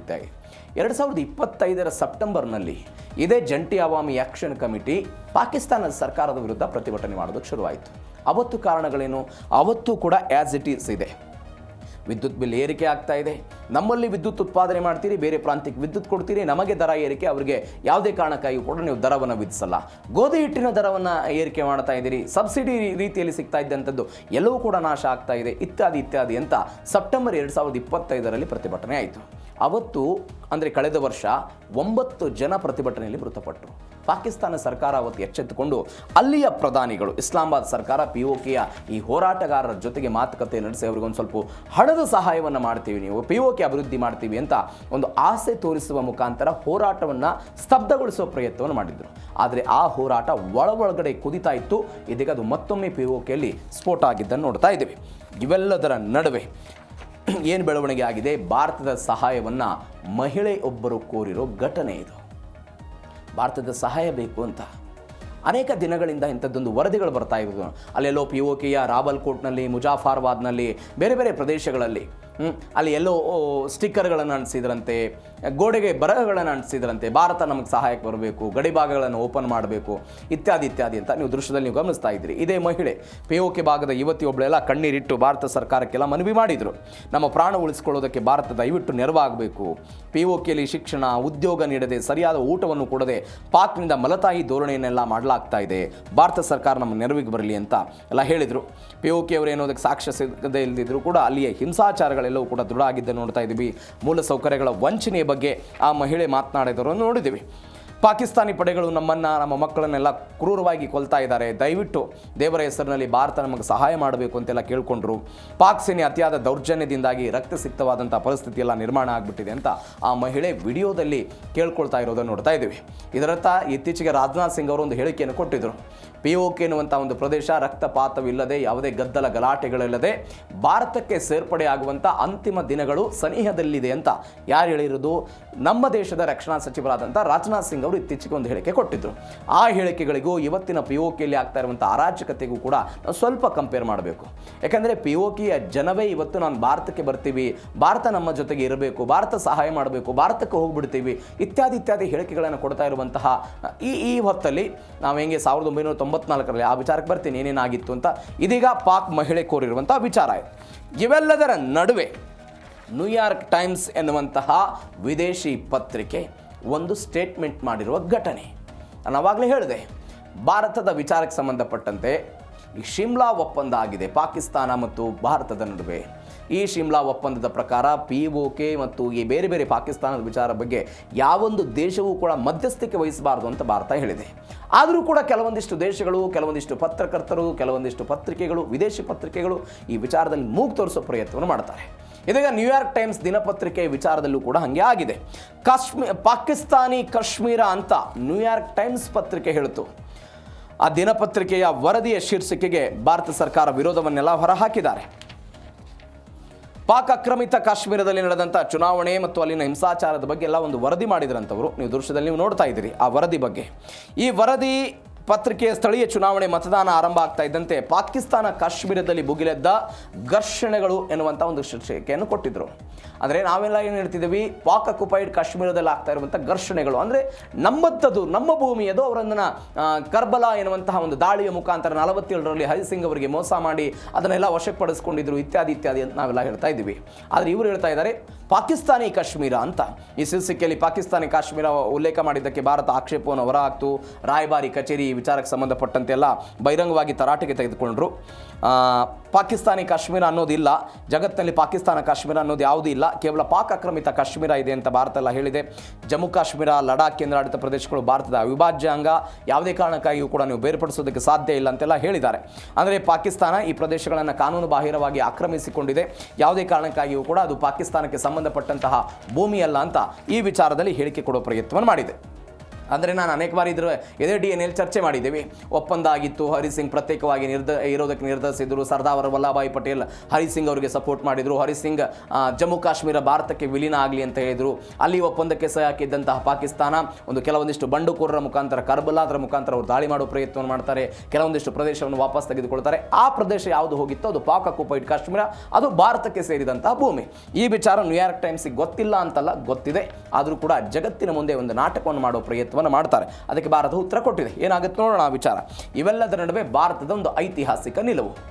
ಭಾರತ 47ರಿಂದಲೂ ಕೂಡ ಇದನ್ನು ಪ್ರತಿಪಾದನೆ ಮಾಡ್ಕೊಂಡು ಬಂದಿದೆ. POK ಅನ್ನೋದು ಭಾರತಕ್ಕೆ ಸಂಬಂಧಪಟ್ಟಿದ್ದು, ಇವತ್ತು ಅಥವಾ ನಾಳೆ ಅದು ನಮ್ಮದ್ದೇ ಆಗುತ್ತೆ ಅಂತ.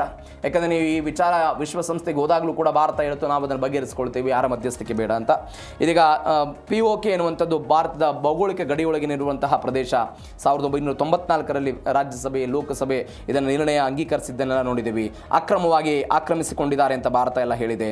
ಹೀಗಾಗಿ ಯಾವ POKನ ಅವರು ವಶಪಡಿಸಿಕೊಂಡಿದ್ದಾರೋ ಅವರಿಗಾಗಿಯೇ ನಮ್ಮದೇ ದೇಶದಲ್ಲಿ ಅಂದರೆ ಜಮ್ಮು ಕಾಶ್ಮೀರದಲ್ಲಿ 24 ವಿಧಾನಸಭಾ ಕ್ಷೇತ್ರಗಳನ್ನು ಅವರಿಗಾಗಿ ಮೀಸಲಿಟ್ಟಿದ್ದನ್ನು ನೋಡಿದ್ದೀವಿ.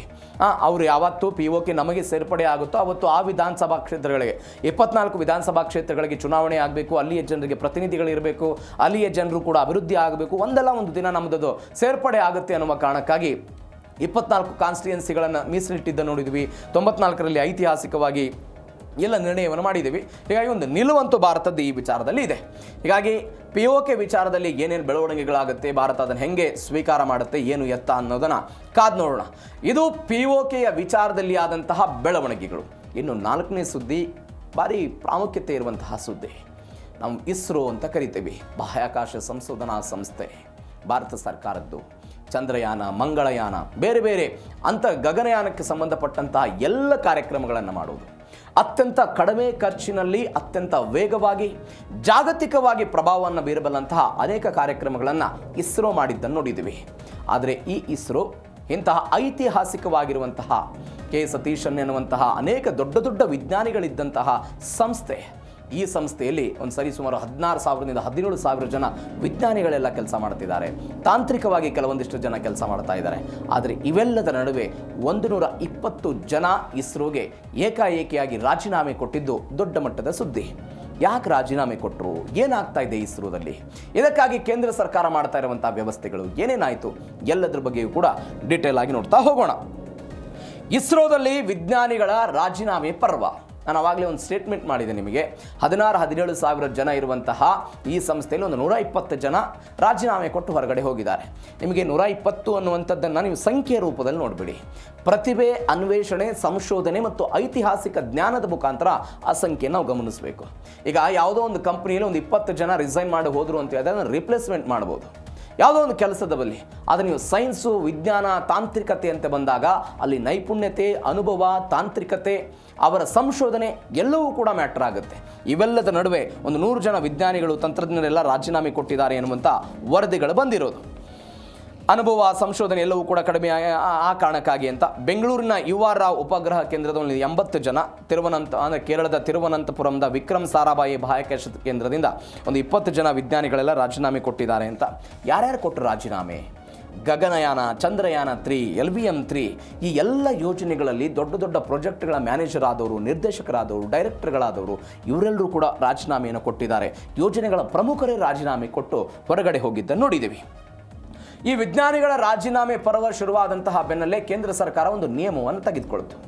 2020ರಲ್ಲಿ ಈ ಇಸ್ರೋಗೆ ಒಂದು ನಿಯಮ ಇತ್ತು. ಯಾವುದಾದ್ರೂ ಇಸ್ರೋದ ಸಿಬ್ಬಂದಿ ರಾಜೀನಾಮೆ ಕೊಡ್ತಾರೆ, ಅದು ವಿಜ್ಞಾನಿ ಆಗಿರ್ಬೋದು, ಎಂಜಿನಿಯರ್ ಆಗಿರ್ಬೋದು, ಮತ್ತೊಂದು ಇನ್ನೊಂದು ಹಂತದ ಯಾವುದಾದ್ರೂ ಸಿಬ್ಬಂದಿ ರಾಜೀನಾಮೆ ಕೊಡ್ತಾರೆ ಅಂತ ಹೇಳಿದ್ರೆ ಅದನ್ನು ಇಸ್ರೋ ಮುಖ್ಯಸ್ಥರೇ ಅಂಗೀಕರಿಸುವಂತಹ ಒಂದು ನಿಯಮ 2020ರಲ್ಲಿ ಬಂದಿತ್ತು. ಇದೀಗೇನು ಮಾಡಿದ್ರು, ಜುಲೈ 14ನೇ ತಾರೀಕಿಗೆ ಒಂದು ನಿಯಮವನ್ನು ತೆಗೆದುಕೊಂಡು ಬಂದು ವಿಜ್ಞಾನಿಗಳು, ಎಂಜಿನಿಯರ್ ಮತ್ತು SG ಹಂತದವರೆಗಿನ ಸಿಬ್ಬಂದಿಯ ರಾಜೀನಾಮೆಯನ್ನು ಸ್ವತಂತ್ರವಾಗಿ ಅಂಗೀಕರಿಸೋದಕ್ಕೆ ಇಸ್ರೋದ ಮುಖ್ಯಸ್ಥರಿಗೆ 2020ರಿಂದ 2026 ಜುಲೈ ತನಕ ಏನು ಒಂದು ಅವರಿಗೆ ಸ್ವತಂತ್ರ ಇತ್ತು, ಅಧಿಕಾರ ಇತ್ತು. ಆ ಅಧಿಕಾರವನ್ನು ಮೊಟಕುಗೊಳಿಸಿ ಅದನ್ನು ಹಿಂಪಡೆಯುವ ಪ್ರಯತ್ನವನ್ನು ಮಾಡಿದ್ದಾರೆ. ಇದರ ಅರ್ಥ ಏನು ಅಂತ ಹೇಳಿದ್ರೆ, ಯಾವ ಕಾರಣಕ್ಕಾಗಿಯೂ ಕೂಡ ವಿಜ್ಞಾನಿಗಳ ರಾಜೀನಾಮೆಯನ್ನು, ರಿಸೈನನ್ನು ಯಾವ ಕಾರಣಕ್ಕಾಗಿಯೂ ಕೂಡ ಏಕಾಏಕಿಯಾಗಿ ಪುರಸ್ಕಾರ ಮಾಡಬಾರದು ಅಂತ. ಯಾಕೆ ಹಿಂಗಾಗ್ತಾ ಇದೆ? ಕೆಲವೊಂದಿಷ್ಟು ಚರ್ಚೆಗಳಾಗ್ತಾ ಇದೆ. ಒತ್ತಡ ಮತ್ತು ಸಮಯದ ವಿರುದ್ಧ ಕೆಲಸ ಮಾಡುವಂತಹ ಪರಿಸ್ಥಿತಿಗಳು ನಿರ್ಮಾಣ ಆಗ್ತಾ ಇರುವುದಕ್ಕಾಗಿ ಒಂದು ಸರ್ಕಾರಿ ಸಂಸ್ಥೆಯನ್ನು ಬಿಟ್ಟು ಹೊರಗಡೆ ಹೋಗ್ತಾ ಇದ್ದಾರೆ ಅನ್ನುವಂಥ ವರದಿ. ನೀವು ನೋಡಿ, ಅನೇಕ ವರ್ಷಗಳಿಂದ ಚಂದ್ರಯಾನ 2, ಚಂದ್ರಯಾನ 3 ಇದಕ್ಕೆಲ್ಲ ಪ್ರಿಪೇರ್ ಮಾಡಿರ್ತಾರೆ. ಕೊನೆ ಕ್ಷಣದಲ್ಲಿ ಆಗುವಂತಹ ಒಂದು ಎಡವಟ್ಟು ಅನೇಕ ವರ್ಷಗಳ ಶ್ರಮವನ್ನೇ ಹಾಳು ಮಾಡಿಬಿಡ್ತಾ ಇದೆ. ಇದಕ್ಕೆ ಕಾರಣ ಏನು? ಒತ್ತಡ ಉಂಟಾಗ್ತಾ ಇದೆ ಎನ್ನುವಂತಹ ವಿಚಾರ. ಹಾಗಾದರೆ ಏನೇನಾಯಿತು? ಇಸ್ರೋದಲ್ಲಿ ಇದೀಗ ವಿಜ್ಞಾನಿಗಳ ರಾಜೀನಾಮೆ ಪರ್ವ ಶುರುವಾಗಿರೋದು. ಗ್ರೂಪ್ A ವಿಜ್ಞಾನಿಗಳಾಗಿರ್ಬೋದು, ಬೇರೆ ಬೇರೆ ವರ್ಗದ್ದು ಎಲ್ಲೆಲ್ಲಿ ಏನೇನಾಯಿತು ಬೆಳವಣಿಗೆ, ವೇತನ ವಿಚಾರಕ್ಕೆ ಸಂಬಂಧಪಟ್ಟಂತೆಯೂ ಕೂಡ ಇಲ್ಲಿ ಡಿಫ್ರೆನ್ಸಿಯೇಟ್ ಇದೆ ಎನ್ನುವಂತಹ ವರದಿಗಳಿದೆ. ಏನೇನಾಯಿತು, ಪ್ರತಿಭಾ ಪಲಾಯನಕ್ಕೂ ಕೂಡ ಆಗ್ತಾ ಇದೆ. ವೇತನ ವಿಚಾರಕ್ಕೆ ನಾನು ಆಮೇಲೆ ಬರ್ತೀನಿ. ಪ್ರತಿಭಾ ಪಲಾಯನ, ನೀವು ಭಾರತ ಅನ್ನುವಂತಹ ಒಂದು ದೇಶಕ್ಕೆ ಬಂದರೆ ಪ್ರತಿಭಾ ಪಲಾಯನ ಅನ್ನುವಂಥದ್ದು ಅನೇಕ ವರ್ಷಗಳಿಂದ ನಾವು ಕೇಳ್ತಾ ಬರ್ತೀವಿ. ಅಮೆರಿಕಕ್ಕೆ ಹೋಗ್ತಾರೆ, ಯುರೋಪಿಗೆ ಹೋಗ್ತಾರೆ, ಬ್ರಿಟನ್ಗೆ ಹೋಗ್ತಾರೆ, ಬೇರೆ ಬೇರೆ ದೇಶಗಳಿಗೆ ಟ್ಯಾಲೆಂಟ್ ಇರುವಂತಹ ವ್ಯಕ್ತಿಗಳು ಅಲ್ಲಿ ನಮಗೆ ಇಲ್ಲಿ ಸರಿಯಾದಂಥ ಅವಕಾಶಗಳು ಸಿಗ್ತಾ ಇಲ್ಲ ಅನ್ನುವಂಥ ಕಾರಣಕ್ಕಾಗಿ ಹೋಗ್ತಾ ಇದ್ದಾರೆ. ಬಾಹ್ಯಾಕಾಶ ಕ್ಷೇತ್ರದಲ್ಲಿ 400 ಹೊಸ ಉದ್ಯಮಗಳಾಗಿದೆ. ಬೆಂಗಳೂರು, ಹೈದರಾಬಾದ್, ಚೆನ್ನೈನಲ್ಲಿ ಕೇಂದ್ರೀಕರಿಸಿಕೊಂಡು ಇದೆಲ್ಲವೂ ಕೂಡ ಆಗ್ತಾ ಇರೋದನ್ನು ನಾವು ಬೆಳವಣಿಗೆ ಆಗ್ತಾ ಇರೋದನ್ನು ನೋಡ್ತಾ ಇದ್ದೀವಿ. 2007ರಲ್ಲಿ ಇಂಥದ್ದೊಂದು ಬೆಳವಣಿಗೆಗಳಾಗಿತ್ತು. ನಾನು ಆ ವಿಚಾರಕ್ಕೆ ಬರ್ತೀನಿ ಆವಾಗಲೇ. ಮನಮೋಹನ್ ಸಿಂಗ್ ಅವರು ಏನೇನು ಬೆಳವಣಿಗೆಗಳನ್ನು ಮಾಡಿದ್ರು, ಏನು ಎತ್ತ ಅಂತ. ಇವೆಲ್ಲದರ ನಡುವೆಯೂ ಕೂಡ ಅಂದರೆ 6ನೇ ವೇತನ ಆಯೋಗ ಅವತ್ತು 2007ರಲ್ಲಿ ಇರಲಿಲ್ಲ. ಆ ಕಾರಣಕ್ಕಾಗಿ, ಸಂಬಳದ ಕಾರಣಕ್ಕಾಗಿ ಅವತ್ತು ಹೋಗಿದ್ರು. ಇವತ್ತು ಇಸ್ರೋದ ಕೇಂದ್ರದಲ್ಲಿ ಇದ್ಕೊಂಡು ಇಲ್ಲಿನ ವೇತನ, ನಿಯಮಾವಳಿಗಳು, ಸರ್ಕಾರದ ರೂಪುರೇಷೆ ಇತ್ಯಾದಿ ಇತ್ಯಾದಿ ಕಾರಣಕ್ಕಾಗಿ ಕೆಲಸ ಮಾಡುವಂಥ ಹಂತಕ್ಕೆ ಇವತ್ತು ಬಂದುಬಿಟ್ಟಿದ್ದಾರೆ. ಆ ಕಾರಣಕ್ಕಾಗಿ ಖಾಸಗಿ ವಲಯದಿಂದ ಪೈಪೋಟಿ ಇದೆ. ನೀವು ನೋಡಿ, 2007ರಲ್ಲಿ ಇಂಥದ್ದೊಂದು ಘಟನೆ ಆಯಿತು. ಅಂದರೆ IT ಸೆಕ್ಟರ್ ಬೆಳೀತಾ ಹೋಯಿತು. IT ಸೆಕ್ಟರ್ ಬೆಳೀತಾ ಹೋದಂತೆ ವಿಜ್ಞಾನಿಗಳನ್ನು ಹೊರತುಪಡಿಸಿ ತಾಂತ್ರಿಕವಾಗಿದ್ದಂಥ ಸಿಬ್ಬಂದಿಗಳೆಲ್ಲ ರಾಜೀನಾಮೆ ಕೊಡೋ ಪ್ರಯತ್ನವನ್ನು ಮಾಡಿದರು. ಮಾಧವನ್ ನಾಯರ್ ಅವತ್ತು ಇಸ್ರೋದ ಮುಖ್ಯಸ್ಥರಾಗಿದ್ದರು. ಅವರಿದ್ದಂತಹ ಸಮಯದಲ್ಲಿ ಇಂಥದ್ದೊಂದು ಪರಿಸ್ಥಿತಿ ಆಯಿತು. ಅವತ್ತು 6ನೇ ವೇತನ ಆಯೋಗ ಇರಲಿಲ್ಲ, ಸಂಬಳ ಕಡಿಮೆ ಇದೆ ಅನ್ನೋ ಕಾರಣಕ್ಕಾಗಿ. 2007ರ ನಂತರ ಒಂದು ಸರ್ಕಾರ ಕೆಲವೊಂದಷ್ಟು ನಿಯಮಗಳನ್ನು ತೆಗೆದುಕೊಂಡು ಬರೋ ಪ್ರಯತ್ನವನ್ನು ಮಾಡಿದರು. ಆದರೆ ನಿಮಗೆ 2010 ಮತ್ತು 20ರ ಈ 10 ವರ್ಷಗಳ ಅವಧಿಯಲ್ಲಿ ಒಂದು ಸಂಸ್ಥೆಯನ್ನು ಶುರು ಮಾಡ್ತಾರೆ ಅವರು. ಭಾರತೀಯ ಬಾಹ್ಯಾಕಾಶ ತಂತ್ರಜ್ಞಾನ ಸಂಸ್ಥೆ 2007ರಲ್ಲಿ ಶುರುವಾಗುತ್ತೆ. ಇದಾದಾಗ ಏನಾಯಿತು ಅಂತ ಹೇಳಿದ್ರೆ, ಯಾರ್ಯಾರು ಇಂಟ್ರೆಸ್ಟೆಡ್ ಕ್ಯಾಂಡಿಡೇಟ್ ಇರ್ತಾರೆ ಅವರಿಗೆ ಶಿಕ್ಷಣ ಕೊಡೋದು ಅಲ್ಲಿ ಈ ಕೇಂದ್ರದ ಮುಖಾಂತರ, ಪದವಿ ಪೂರೈಸೋದು, ಪದವಿ ಪೂರೈಸಿದ ನಂತರ ಇಸ್ರೋಗೆ ಅವರನ್ನು ನೇಮಕಾತಿ ಮಾಡಿಕೊಳ್ಳೋ ಪ್ರಯತ್ನವನ್ನು ಮಾಡ್ತಾ ಇದ್ರು. ಎಲ್ಲಿ ತನಕ ಇದು 2020ರ ತನಕ. ಅಲ್ಲಿ ತನಕ ಸಿಬ್ಬಂದಿ ಕೊರತೆ ಆಗಲಿಲ್ಲ. ಆದರೆ ಯಾವಾಗ 1990ರಲ್ಲಿ ನಾವು 90-80ರ ದಶಕಕ್ಕೆ ಹೋದರೆ ಅಮೆರಿಕಾದ ನಾಸಾಕ್ಕೆ ಹೋಗ್ತಾ ಇದ್ರು, ಬೇರೆ ಬೇರೆ ಯುರೋಪಿಯನ್ ಕಂಟ್ರಿಗಳೆಲ್ಲ ಹೋಗ್ತಾ ಇದ್ರು. ಬಟ್ ನೀವು 2007ರ ಬೆಳವಣಿಗೆಯ ನಂತರ ನೀವು ಖಾಸಗಿ ಕಡೆ ಹೋದರು ಕೆಲವೊಂದಿಷ್ಟು ಜನ. ಬಟ್ ಇವತ್ತು ಬಾಹ್ಯಾಕಾಶ ಈ ವಿಜ್ಞಾನದಲ್ಲೇ ಇದ್ಕೊಂಡು ಪ್ರೈವೇಟ್ ಸೆಕ್ಟರ್ ಅಂತ ಹೋಗ್ತಾ ಇರೋದನ್ನು ನೋಡ್ತಾ ಇದ್ದೀವಿ. ಸ್ಟಾರ್ಟಪ್ಗಳು, ಏರೋಸ್ಪೇಸ್ಗಳೆಲ್ಲ ಬೆಳವಣಿಗೆಗಳಾಗ್ತಾ ಇದೆ. ಭಾರತ ಸರ್ಕಾರ ಅವುಗಳಿಗೆಲ್ಲ ಹೆಚ್ಚು ಹೆಚ್ಚು ಅನುದಾನಗಳನ್ನು ಕೊಡ್ತಾ ಇರೋದು ಇತ್ಯಾದಿ ಇತ್ಯಾದಿ ಅನ್ನೋ ಕಾರಣಕ್ಕಾಗಿ. ಹಾಗಾದರೆ ಎಲ್ಲೆಲ್ಲಿ ಎಷ್ಟೆಷ್ಟು ವೇತನ ಇದೆ, ಎಲ್ಲೆಲ್ಲಿ ಎಷ್ಟೆಷ್ಟು ವೇತನ ಇದೆ, ಇದರ ಬಗ್ಗೆಯೂ ಕೂಡ ನಾವು ಚರ್ಚೆ ಮಾಡಬೇಕು. ಇಸ್ರೋದಲ್ಲಿ ಪ್ರವೇಶ ಮಾಡುವಂಥ ವಿಜ್ಞಾನಿ ಎಂಜಿನಿಯರ್ಗಳಿಗೆ ವರ್ಷಕ್ಕೆ 8ರಿಂದ 14 ಲಕ್ಷ ರೂಪಾಯಿದ ಒಂದು ಪ್ಯಾಕೇಜ್ ಇದೆ ಅಂತ. ನೀವು ಇದನ್ನು ಖಾಸಗಿ ಕಂಪೇರ್ ಮಾಡಿದರೆ ಅತ್ಯಂತ ಕಡಿಮೆ ಅಂತ ಹೇಳ್ತಾರೋ. ನೀವು ಖಾಸಗಿ ಸೆಕ್ಟರ್ಗೆ ಅಲ್ಲಿಯ ವರ್ಕ್ ಸ್ಪೇಸಿಗೂ ಮತ್ತು ಅಲ್ಲಿರುವಂಥ ವ್ಯವಸ್ಥೆಗಳು ಮತ್ತು ಅಲ್ಲಿರುವಂತಹ ಎಲ್ಲ ಬೆಳವಣಿಗೆಗೂ ಕಂಪೇರ್ ಮಾಡಿದರೆ ಇದು ಅತ್ಯಂತ ಕಡಿಮೆ ಅಂತ ಒಂದು ವರದಿ ಇದೆ. ಯಾರ್ಯಾರಿಗೆ ಎಷ್ಟೆಷ್ಟು ಸಂಬಳ ಅನ್ನುವಂಥ ವಿಚಾರಕ್ಕೆ ಸಂಬಂಧಪಟ್ಟಂತೆ ಇಸ್ರೋ 7ನೇ ವೇತನ ಆಯೋಗ ಜಾರಿಯಾಗಿದೆ. ಗ್ರೂಪ್ ಎದಲ್ಲಿರೋರಿಗೆ 67,700ರಿಂದ 78,800 ಕೊಡ್ತಾರಂತೆ. TA ಎಲ್ಲ ಸೇರಿ 1,10,000 ರೂಪಾಯಿ ತನಕ ಎಲ್ಲ ಸಿಗ್ಬೋದು ಅಂತ ಮೊದಲ ಹಂತದಲ್ಲಿ. ಹಿರಿಯ ತಂತ್ರಜ್ಞರಿಗೆ 1,50,000 ಲಕ್ಷದಿಂದ 2 ಲಕ್ಷ ತನಕವೂ ಕೂಡ ಸಂಬಳ ಸಿಗ್ಬೋದು. ಉಚಿತವಾಗಿ ಬೇರೆ ಬೇರೆ ಎಲ್ಲ ಸೌಲಭ್ಯಗಳಿದೆ ಅಂತ. ನೀವು ಅದೇ ಖಾಸಗಿಗೆ ಬಂದರೆ ಅದು ಸ್ಪರೂಟ್ ಆಗಿರ್ಬೋದು, ಅಗ್ನಿಕುಲ್ ಆಗಿರ್ಬೋದು, ಫಿಕ್ಸೆಲ್, ಈ ಥರ ಖಾಸಗಿ ಈ ಬಾಹ್ಯಾಕಾಶ ಸಂಸ್ಥೆಗಳೇನಿದೆ ಅಲ್ಲಿ 5ರಿಂದ 10 ವರ್ಷ ಏನಾದರೂ ಎಕ್ಸ್ಪೀರಿಯನ್ಸ್ ಇದ್ದರೆ ವರ್ಷಕ್ಕೆ 30ರಿಂದ 40 ಲಕ್ಷ ರೂಪಾಯಿ ಪ್ಯಾಕೇಜ್ ತನಕವೂ ಕೂಡ ಹಣವನ್ನು ಕೊಡ್ತಾರೆ. ಇವೆಲ್ಲದರ ಜೊತೆಗೆ ಕಂಪನಿಯ ಷೇರುಗಳನ್ನು ಈ ವಿಜ್ಞಾನಿಗಳಿಗೆ ಕೊಡ್ತಾರೆ. ಈಗ ಉದಾಹರಣೆಗೆ ಸ್ಪರೂಟ್ ಎನ್ನುವಂಥ ಒಂದು ಕಂಪನಿ, ಆ ಕಂಪನಿಯ ಷೇರುಗಳನ್ನು, ಇಂತಿಷ್ಟು ಷೇರುಗಳನ್ನು ವಿಜ್ಞಾನಿಗಳಿಗೆ ಅಲಾಟ್ ಮಾಡ್ತಾ ಹೋಗ್ತಾರೆ. ಈ ಕಂಪನಿಯ ಷೇರುಗಳು ಬೆಳೀತಾ ಹೋದಂತೆ ಈ ವಿಜ್ಞಾನಿಗಳಿಗೂ ಕೂಡ ಲಾಭ ಆಗುತ್ತೆ ಅನ್ನುವಂತಹ ಕಾರಣಕ್ಕಾಗಿ ಇವೆಲ್ಲವೂ ಕೂಡ ಇದೆ. ಈ ಕಾರಣಕ್ಕಾಗಿ ಅವರು ಬೇರೆ ಬೇರೆ ಕಡೆಗೆಲ್ಲ ಪಲಾಯನ ಆಗ್ತಾ ಇದ್ದಾರೆ, ಬೇರೆ ಬೇರೆ ಕಡೆಗೆ ಹೋಗ್ತಾ ಇದ್ದಾರೆ ಅಂತ ಸದ್ಯಕ್ಕೆ ಬರ್ತಾ ಇರುವಂಥ ಇದು ವರದಿ. ಇದು ವೇತನ ಆಯಿತು. ಇವೆಲ್ಲದರ ನಡುವೆ ಇಸ್ರೋದಲ್ಲಿನ ವಲಸೆಯನ್ನು ತಡೆಯೋದಕ್ಕೆ ಕ್ರಮಗಳೇನು? ಇದು ವೇತನ ಆಯಿತು, ಇದಾದ ನಂತರ ವಲಸೆ ಆಗ್ತಾ ಇದೆ, ಎಲ್ಲವೂ ಕೂಡ ಆಯಿತು. ಇವೆಲ್ಲದರ ನಡುವೆ ಇದನ್ನು ತಡೆಯೋದಕ್ಕೆ ಕ್ರಮ ಏನು? 2000 ಇಸ್ವಿಯಲ್ಲಿ ನಾನು ಅವಾಗಲೇ ಹೇಳಿದೆ, IT ಸೆಕ್ಟರು, ಬೇರೆ ಬೇರೆ IT ಸೆಕ್ಟರ್ಗಳೆಲ್ಲ ಡೆವಲಪ್ಮೆಂಟ್ ಆಯಿತು, ಬೇರೆ ಬೇರೆ ಕಂಪನಿಗಳು ಬಂತು. ಆ ಕಂಪನಿಗಳಿಗೆ ಜನ ಹೋಗೋದಕ್ಕೆಲ್ಲ ಶುರು ಮಾಡಿದರು. ಅವತ್ತು ಮನಮೋಹನ್ ಸಿಂಗ್ ಅವರೆಲ್ಲ ದೊಡ್ಡ ಮಟ್ಟದಲ್ಲಿ ಚರ್ಚೆ ಮಾಡಿದರು. ಆ ಚರ್ಚೆ ಆದಾಗ ಒಂದು ವಿಚಾರ ಪ್ರಸ್ತಾಪ ಆಯಿತಂತೆ. ಹೌದು, ಖಾಸಗಿ ಕಂಪನಿಯವರು ಇಂತಿಷ್ಟು ಸಂಬಳವನ್ನು ಕೊಡ್ತಿದ್ದಾರೆ, ಸರ್ಕಾರಿ ಸ್ವಾಮ್ಯದ ಕಂಪನಿಯಲ್ಲಿ ಈ ಪರಿಪ್ರಮಾಣದಲ್ಲಿ ಸಂಬಳವನ್ನು ಕೊಡೋದಕ್ಕೆ ಸಾಧ್ಯ ಇಲ್ಲ. ಈ ಪರಿಪ್ರಮಾಣದಲ್ಲಿ ಸಂಬಳವನ್ನು ಕೊಡೋದಕ್ಕೆ ಸಾಧ್ಯ ಇಲ್ಲ. ಇದಕ್ಕೊಂದು ಪರ್ಯಾಯ ವ್ಯವಸ್ಥೆ ಏನು ಮಾಡಬೇಕು? ಪರ್ಯಾಯ ವ್ಯವಸ್ಥೆ ಏನು ಮಾಡಬೇಕು ಅಂತ ಹೇಳಿದ್ರೆ, ನಾವೇ ಇಂತಹ ವ್ಯಕ್ತಿಗಳನ್ನು ಹುಟ್ಟು ಹಾಕೋದಕ್ಕೆ ಒಂದು ಸಂಸ್ಥೆಯನ್ನು ತೆಗಿಬೇಕು ಅನ್ನೋ ಕಾರಣಕ್ಕಾಗಿಯೇ ಭಾರತೀಯ ಬಾಹ್ಯಾಕಾಶ ತಂತ್ರಜ್ಞಾನ ಸಂಸ್ಥೆಯನ್ನು ಸ್ಥಾಪನೆ ಮಾಡಿದರು. ಆ ಸಂಸ್ಥೆಯ ಸ್ಥಾಪನೆಯ ಮುಖಾಂತರ ಅಲ್ಲಿ ಪ್ರತಿಭೆಗಳನ್ನು ಹುಟ್ಟು ಹಾಕೋ ಪ್ರಯತ್ನವನ್ನು ಅವರೆಲ್ಲ ಮಾಡೋ ಪ್ರಯತ್ನವನ್ನು ಮಾಡಿದರು. ನೋಡಿ, ಕಂಪ್ಯೂಟರ್ ಪ್ರೋಗ್ರಾಮಿಂಗು, ಕೋಡಿಂಗ್ ಜ್ಞಾನವಿದ್ದಂಥ ಎಂಜಿನಿಯರ್ಗಳೆಲ್ಲ ಆ ಕಡೆ ಹೋಗೋದಕ್ಕೆ ಪ್ರಯತ್ನ ಪಟ್ಟರು. ಇಸ್ರೋದಲ್ಲಿ ಕೇವಲ ತಾಂತ್ರಿಕವಾಗಿ ಕೆಲಸ ಮಾಡ್ತಾ ಇದ್ದಂಥ ಸಾಫ್ಟ್ವೇರ್ ಎಲೆಕ್ಟ್ರಾನಿಕ್ ವಿಭಾಗದಲ್ಲಿ ಇದ್ದಂಥ ಯುವ ವಿಜ್ಞಾನಿಗಳೆಲ್ಲ ಬೇರೆ ಬೇರೆ ಕಡೆ ಹೋದರು. 4-5 ಪಟ್ಟು ಸಂಬಳ ಸಿಗೋದಕ್ಕೆಲ್ಲ ಶುರುವಾಯಿತು. ಎಲ್ಲ ಕಾರಣಗಳಿಗಾಗಿಯೂ ಕೂಡ ಅದನ್ನು ತಡೆಯುವ ಪ್ರಯತ್ನ ಭಾಗವಾಗಿ ಒಂದು ಹಂತದಲ್ಲಿ ಇಸ್ರೋದವರು ಮಾಡ್ತಾ ಇದ್ದಾರೆ, ಸರ್ಕಾರ ಮಾಡ್ತಾ ಇದೆ ಅನ್ನುವಂಥ ವರದಿ. ಇವೆಲ್ಲದರ ಜೊತೆಗೆ ಅಂತಾರಾಷ್ಟ್ರೀಯ ಮಟ್ಟದಲ್ಲಿ ಏನೇನಾಗಿತ್ತು, ಚೀನಾ ಸೇರಿದಂತೆ ಬೇರೆ ಬೇರೆ ಯುರೋಪಿಯನ್ ಕಂಟ್ರಿಗಳಲ್ಲೂ ಕೂಡ ಇವೆಲ್ಲ ಬೆಳವಣಿಗೆಗಳಾಗಿದ್ದ ನೋಡಿದ್ದೀವಿ. ನಾಸಾದಿಂದ ಹೆಚ್ಚಿನ ವೇತನವನ್ನು ಹರಿಸಿ ಸ್ಪೇಸ್ ಎಕ್ಸ್ ಸೇರಿದಂತೆ ಬೇರೆ ಕಡೆಗಳೆಲ್ಲ ಹೋಗಿದ್ದನ್ನು ನೋಡಿದ್ದೀವಿ. ಆರಿಜಿನ್ ಅಂತಹ ಖಾಸಗಿ ಸಂಸ್ಥೆಗಳೆಲ್ಲ ವಲಸೆ ಹೋಗಿದ್ದನ್ನು ನೋಡಿದ್ದೀವಿ. ಅಮೆರಿಕಾದಲ್ಲೂ ಕೂಡ ಇಂಥದ್ದೊಂದು ಬೆಳವಣಿಗೆ ಆಗಿತ್ತು. ಈ ಎಲನ್ ಮಸ್ಕ್ ಅವರ ಸ್ಪೇಸ್ ಎಕ್ಸ್, ಜೆಫ್ ಬೆಜೋಸ್ ಅವರ ಬ್ಲೂ ಓರಿಜಿನ್, ಲೊಕ್ವಿಡ್ ಮಾರ್ಟಿನ್ ಅವರಂಥ ಒಂದು ಎಲ್ಲ ಖಾಸಗಿ ಕಂಪ್ನಿಗಳೆಲ್ಲ ಬಂದುಬಿಟ್ಟಿದೆ. ಅವರೆಲ್ಲ ವಿಜ್ಞಾನಿಗಳು, ಎಂಜಿನಿಯರ್ಗಳನ್ನು ತೆಗೆದುಕೊಳ್ತಿದ್ದಾರೆ. $1.5 ಲಕ್ಷದಿಂದ $2 ಲಕ್ಷ ಹಣ ರೂಪಾಯಿದಲ್ಲೆಲ್ಲ ಅವ್ರಿಗೆ ಹಣವನ್ನು ಕೊಡ್ತಿದ್ದಾರೆ. ಹೀಗಾಗೆಲ್ಲ ಬೋನಸ್ ಸಿಗ್ತಾ ಇದೆ, ಸಂಬಳ ಸಿಗ್ತಾ ಇದೆ, ಇತ್ಯಾದಿ ಇತ್ಯಾದಿ ಅಂತ. ಇವೆಲ್ಲದರ ನಡುವೆ ಚೀನಾದಲ್ಲಿ ಒಂದು ಬೆಳವಣಿಗೆ ಆಗುತ್ತೆ. ಕೊನೆಯದಾಗಿ ನೋಡ್ಬಿಡೋಣ ಅದನ್ನು. ಜಾಂಗ್ ಸಿಯಾಂಗೋ ಫಿಂಗ್ ಎನ್ನುವಂಥ ಒಂದು ಪ್ರಕರಣ ಅದು. ಆ ವ್ಯಕ್ತಿಯ ಪ್ರಕರಣ ಏನಾಗುತ್ತೆ ಅಂತ ಹೇಳಿದ್ರೆ, ಚೀನಾದ ಒಂದು ಸರ್ಕಾರಿ ಸ್ವಾಮ್ಯದ ಸಂಸ್ಥೆ ಕ್ಸಿಯಾನ್ ಏರೋಸ್ಪೇಸ್ ಪ್ರೊಪಲ್ಷನ್ ರಿಸರ್ಚ್ ಇನ್ಸ್ಟಿಟ್ಯೂಟ್ ಅಂತ, ಇದರಲ್ಲಿ ಆ ವ್ಯಕ್ತಿ ಕೆಲಸ ಮಾಡ್ತಾ ಇದ್ದ, ಉಪನಿರ್ದೇಶಕರಾಗಿದ್ದರು ಅವರು. ಅವರೇನು ಮಾಡಿದ್ರು, ಕಿಲಿಮಣಿ ತಜ್ಞರಾಗಿದ್ದರು. ಅಲ್ಲಿಂದ ಅವರು ಬೇರೆ ಕಡೆ ಮಿಷನ್ನ ಎಲ್ಲ ಬಿಟ್ಟು ಅವರು ಹೋಗೋ ಪ್ರಯತ್ನವನ್ನು ಮಾಡಿದರು. ಅದಾದ ನಂತರ ಇವರಿಗೆ ಸರ್ಕಾರ ಸಂಬಳ ಕೊಡ್ತಾ ಇದ್ದದ್ದು ಕೇವಲ $1.5 ಲಕ್ಷ.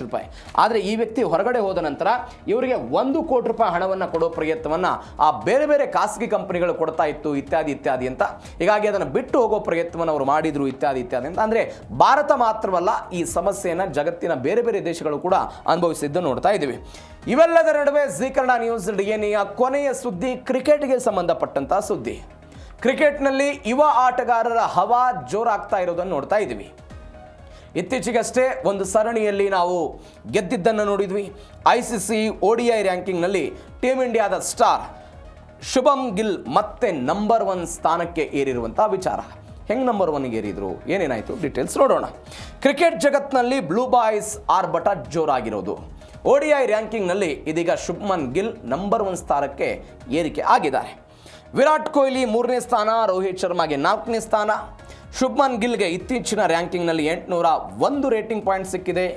ಇಂಗ್ಲೆಂಡ್ ಎದುರಿನ ಏಕದಿನ ಸರಣಿಯಲ್ಲಿ ಅವರು ರನ್ನನ್ನು ಗಳಿಕೆ ಮಾಡಿರೋದು.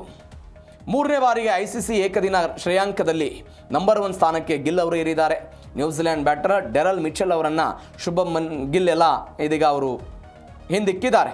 ಇದು ಒಂದು ಬೆಳವಣಿಗೆ. ಇವೆಲ್ಲದರ ನಡುವೆ T20 ರೇಟಿಂಗ್ನಲ್ಲೂ ಕೂಡ ಭಾರತೀಯರ ದರ್ಬಾರ್ ಇದು. ಭಾರತೀಯರ ದರ್ಬಾರ್. ಜಿಂಬಾಬ್ವೆ ವಿರುದ್ಧ ವೈಭವ್ ಸೂರ್ಯವಂಶಿ ಆಟ ಆಡಿದರು.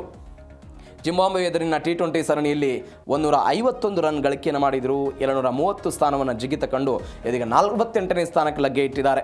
6ನೇ ಸ್ಥಾನಕ್ಕೆ ತಿಲಕ್ ವರ್ಮಾ ಲಗ್ಗೆ ಇಟ್ಟಿರುವುದು. ಶ್ರೇಯಸ್ ಅಯ್ಯರ್ 7 ಸ್ಥಾನವನ್ನು ಜಿಗಿತ ಕಂಡು ಇದೀಗ 24ನೇ ಸ್ಥಾನಕ್ಕೆ ಅವರು ಬಂದಿದ್ದಾರೆ. ಇಂಗ್ಲೆಂಡ್ನ ಎದುರಿನಲ್ಲಿ T20 ಸರಣಿಯಲ್ಲಿ ನಾವೆಲ್ಲ ನಿರಾಶೆ ಅನುಭವಿಸಿದ್ವಿ. 15 ವರ್ಷದ ವೈಭವ್ ಸೂರ್ಯವಂಶವು ಕೂಡ ಇದೀಗ ಜಿಂಬಾಬ್ವೆ ವಿರುದ್ಧ ಅವರು ಲಯಕ್ಕೆಲ್ಲ ಮರಳಿದರು.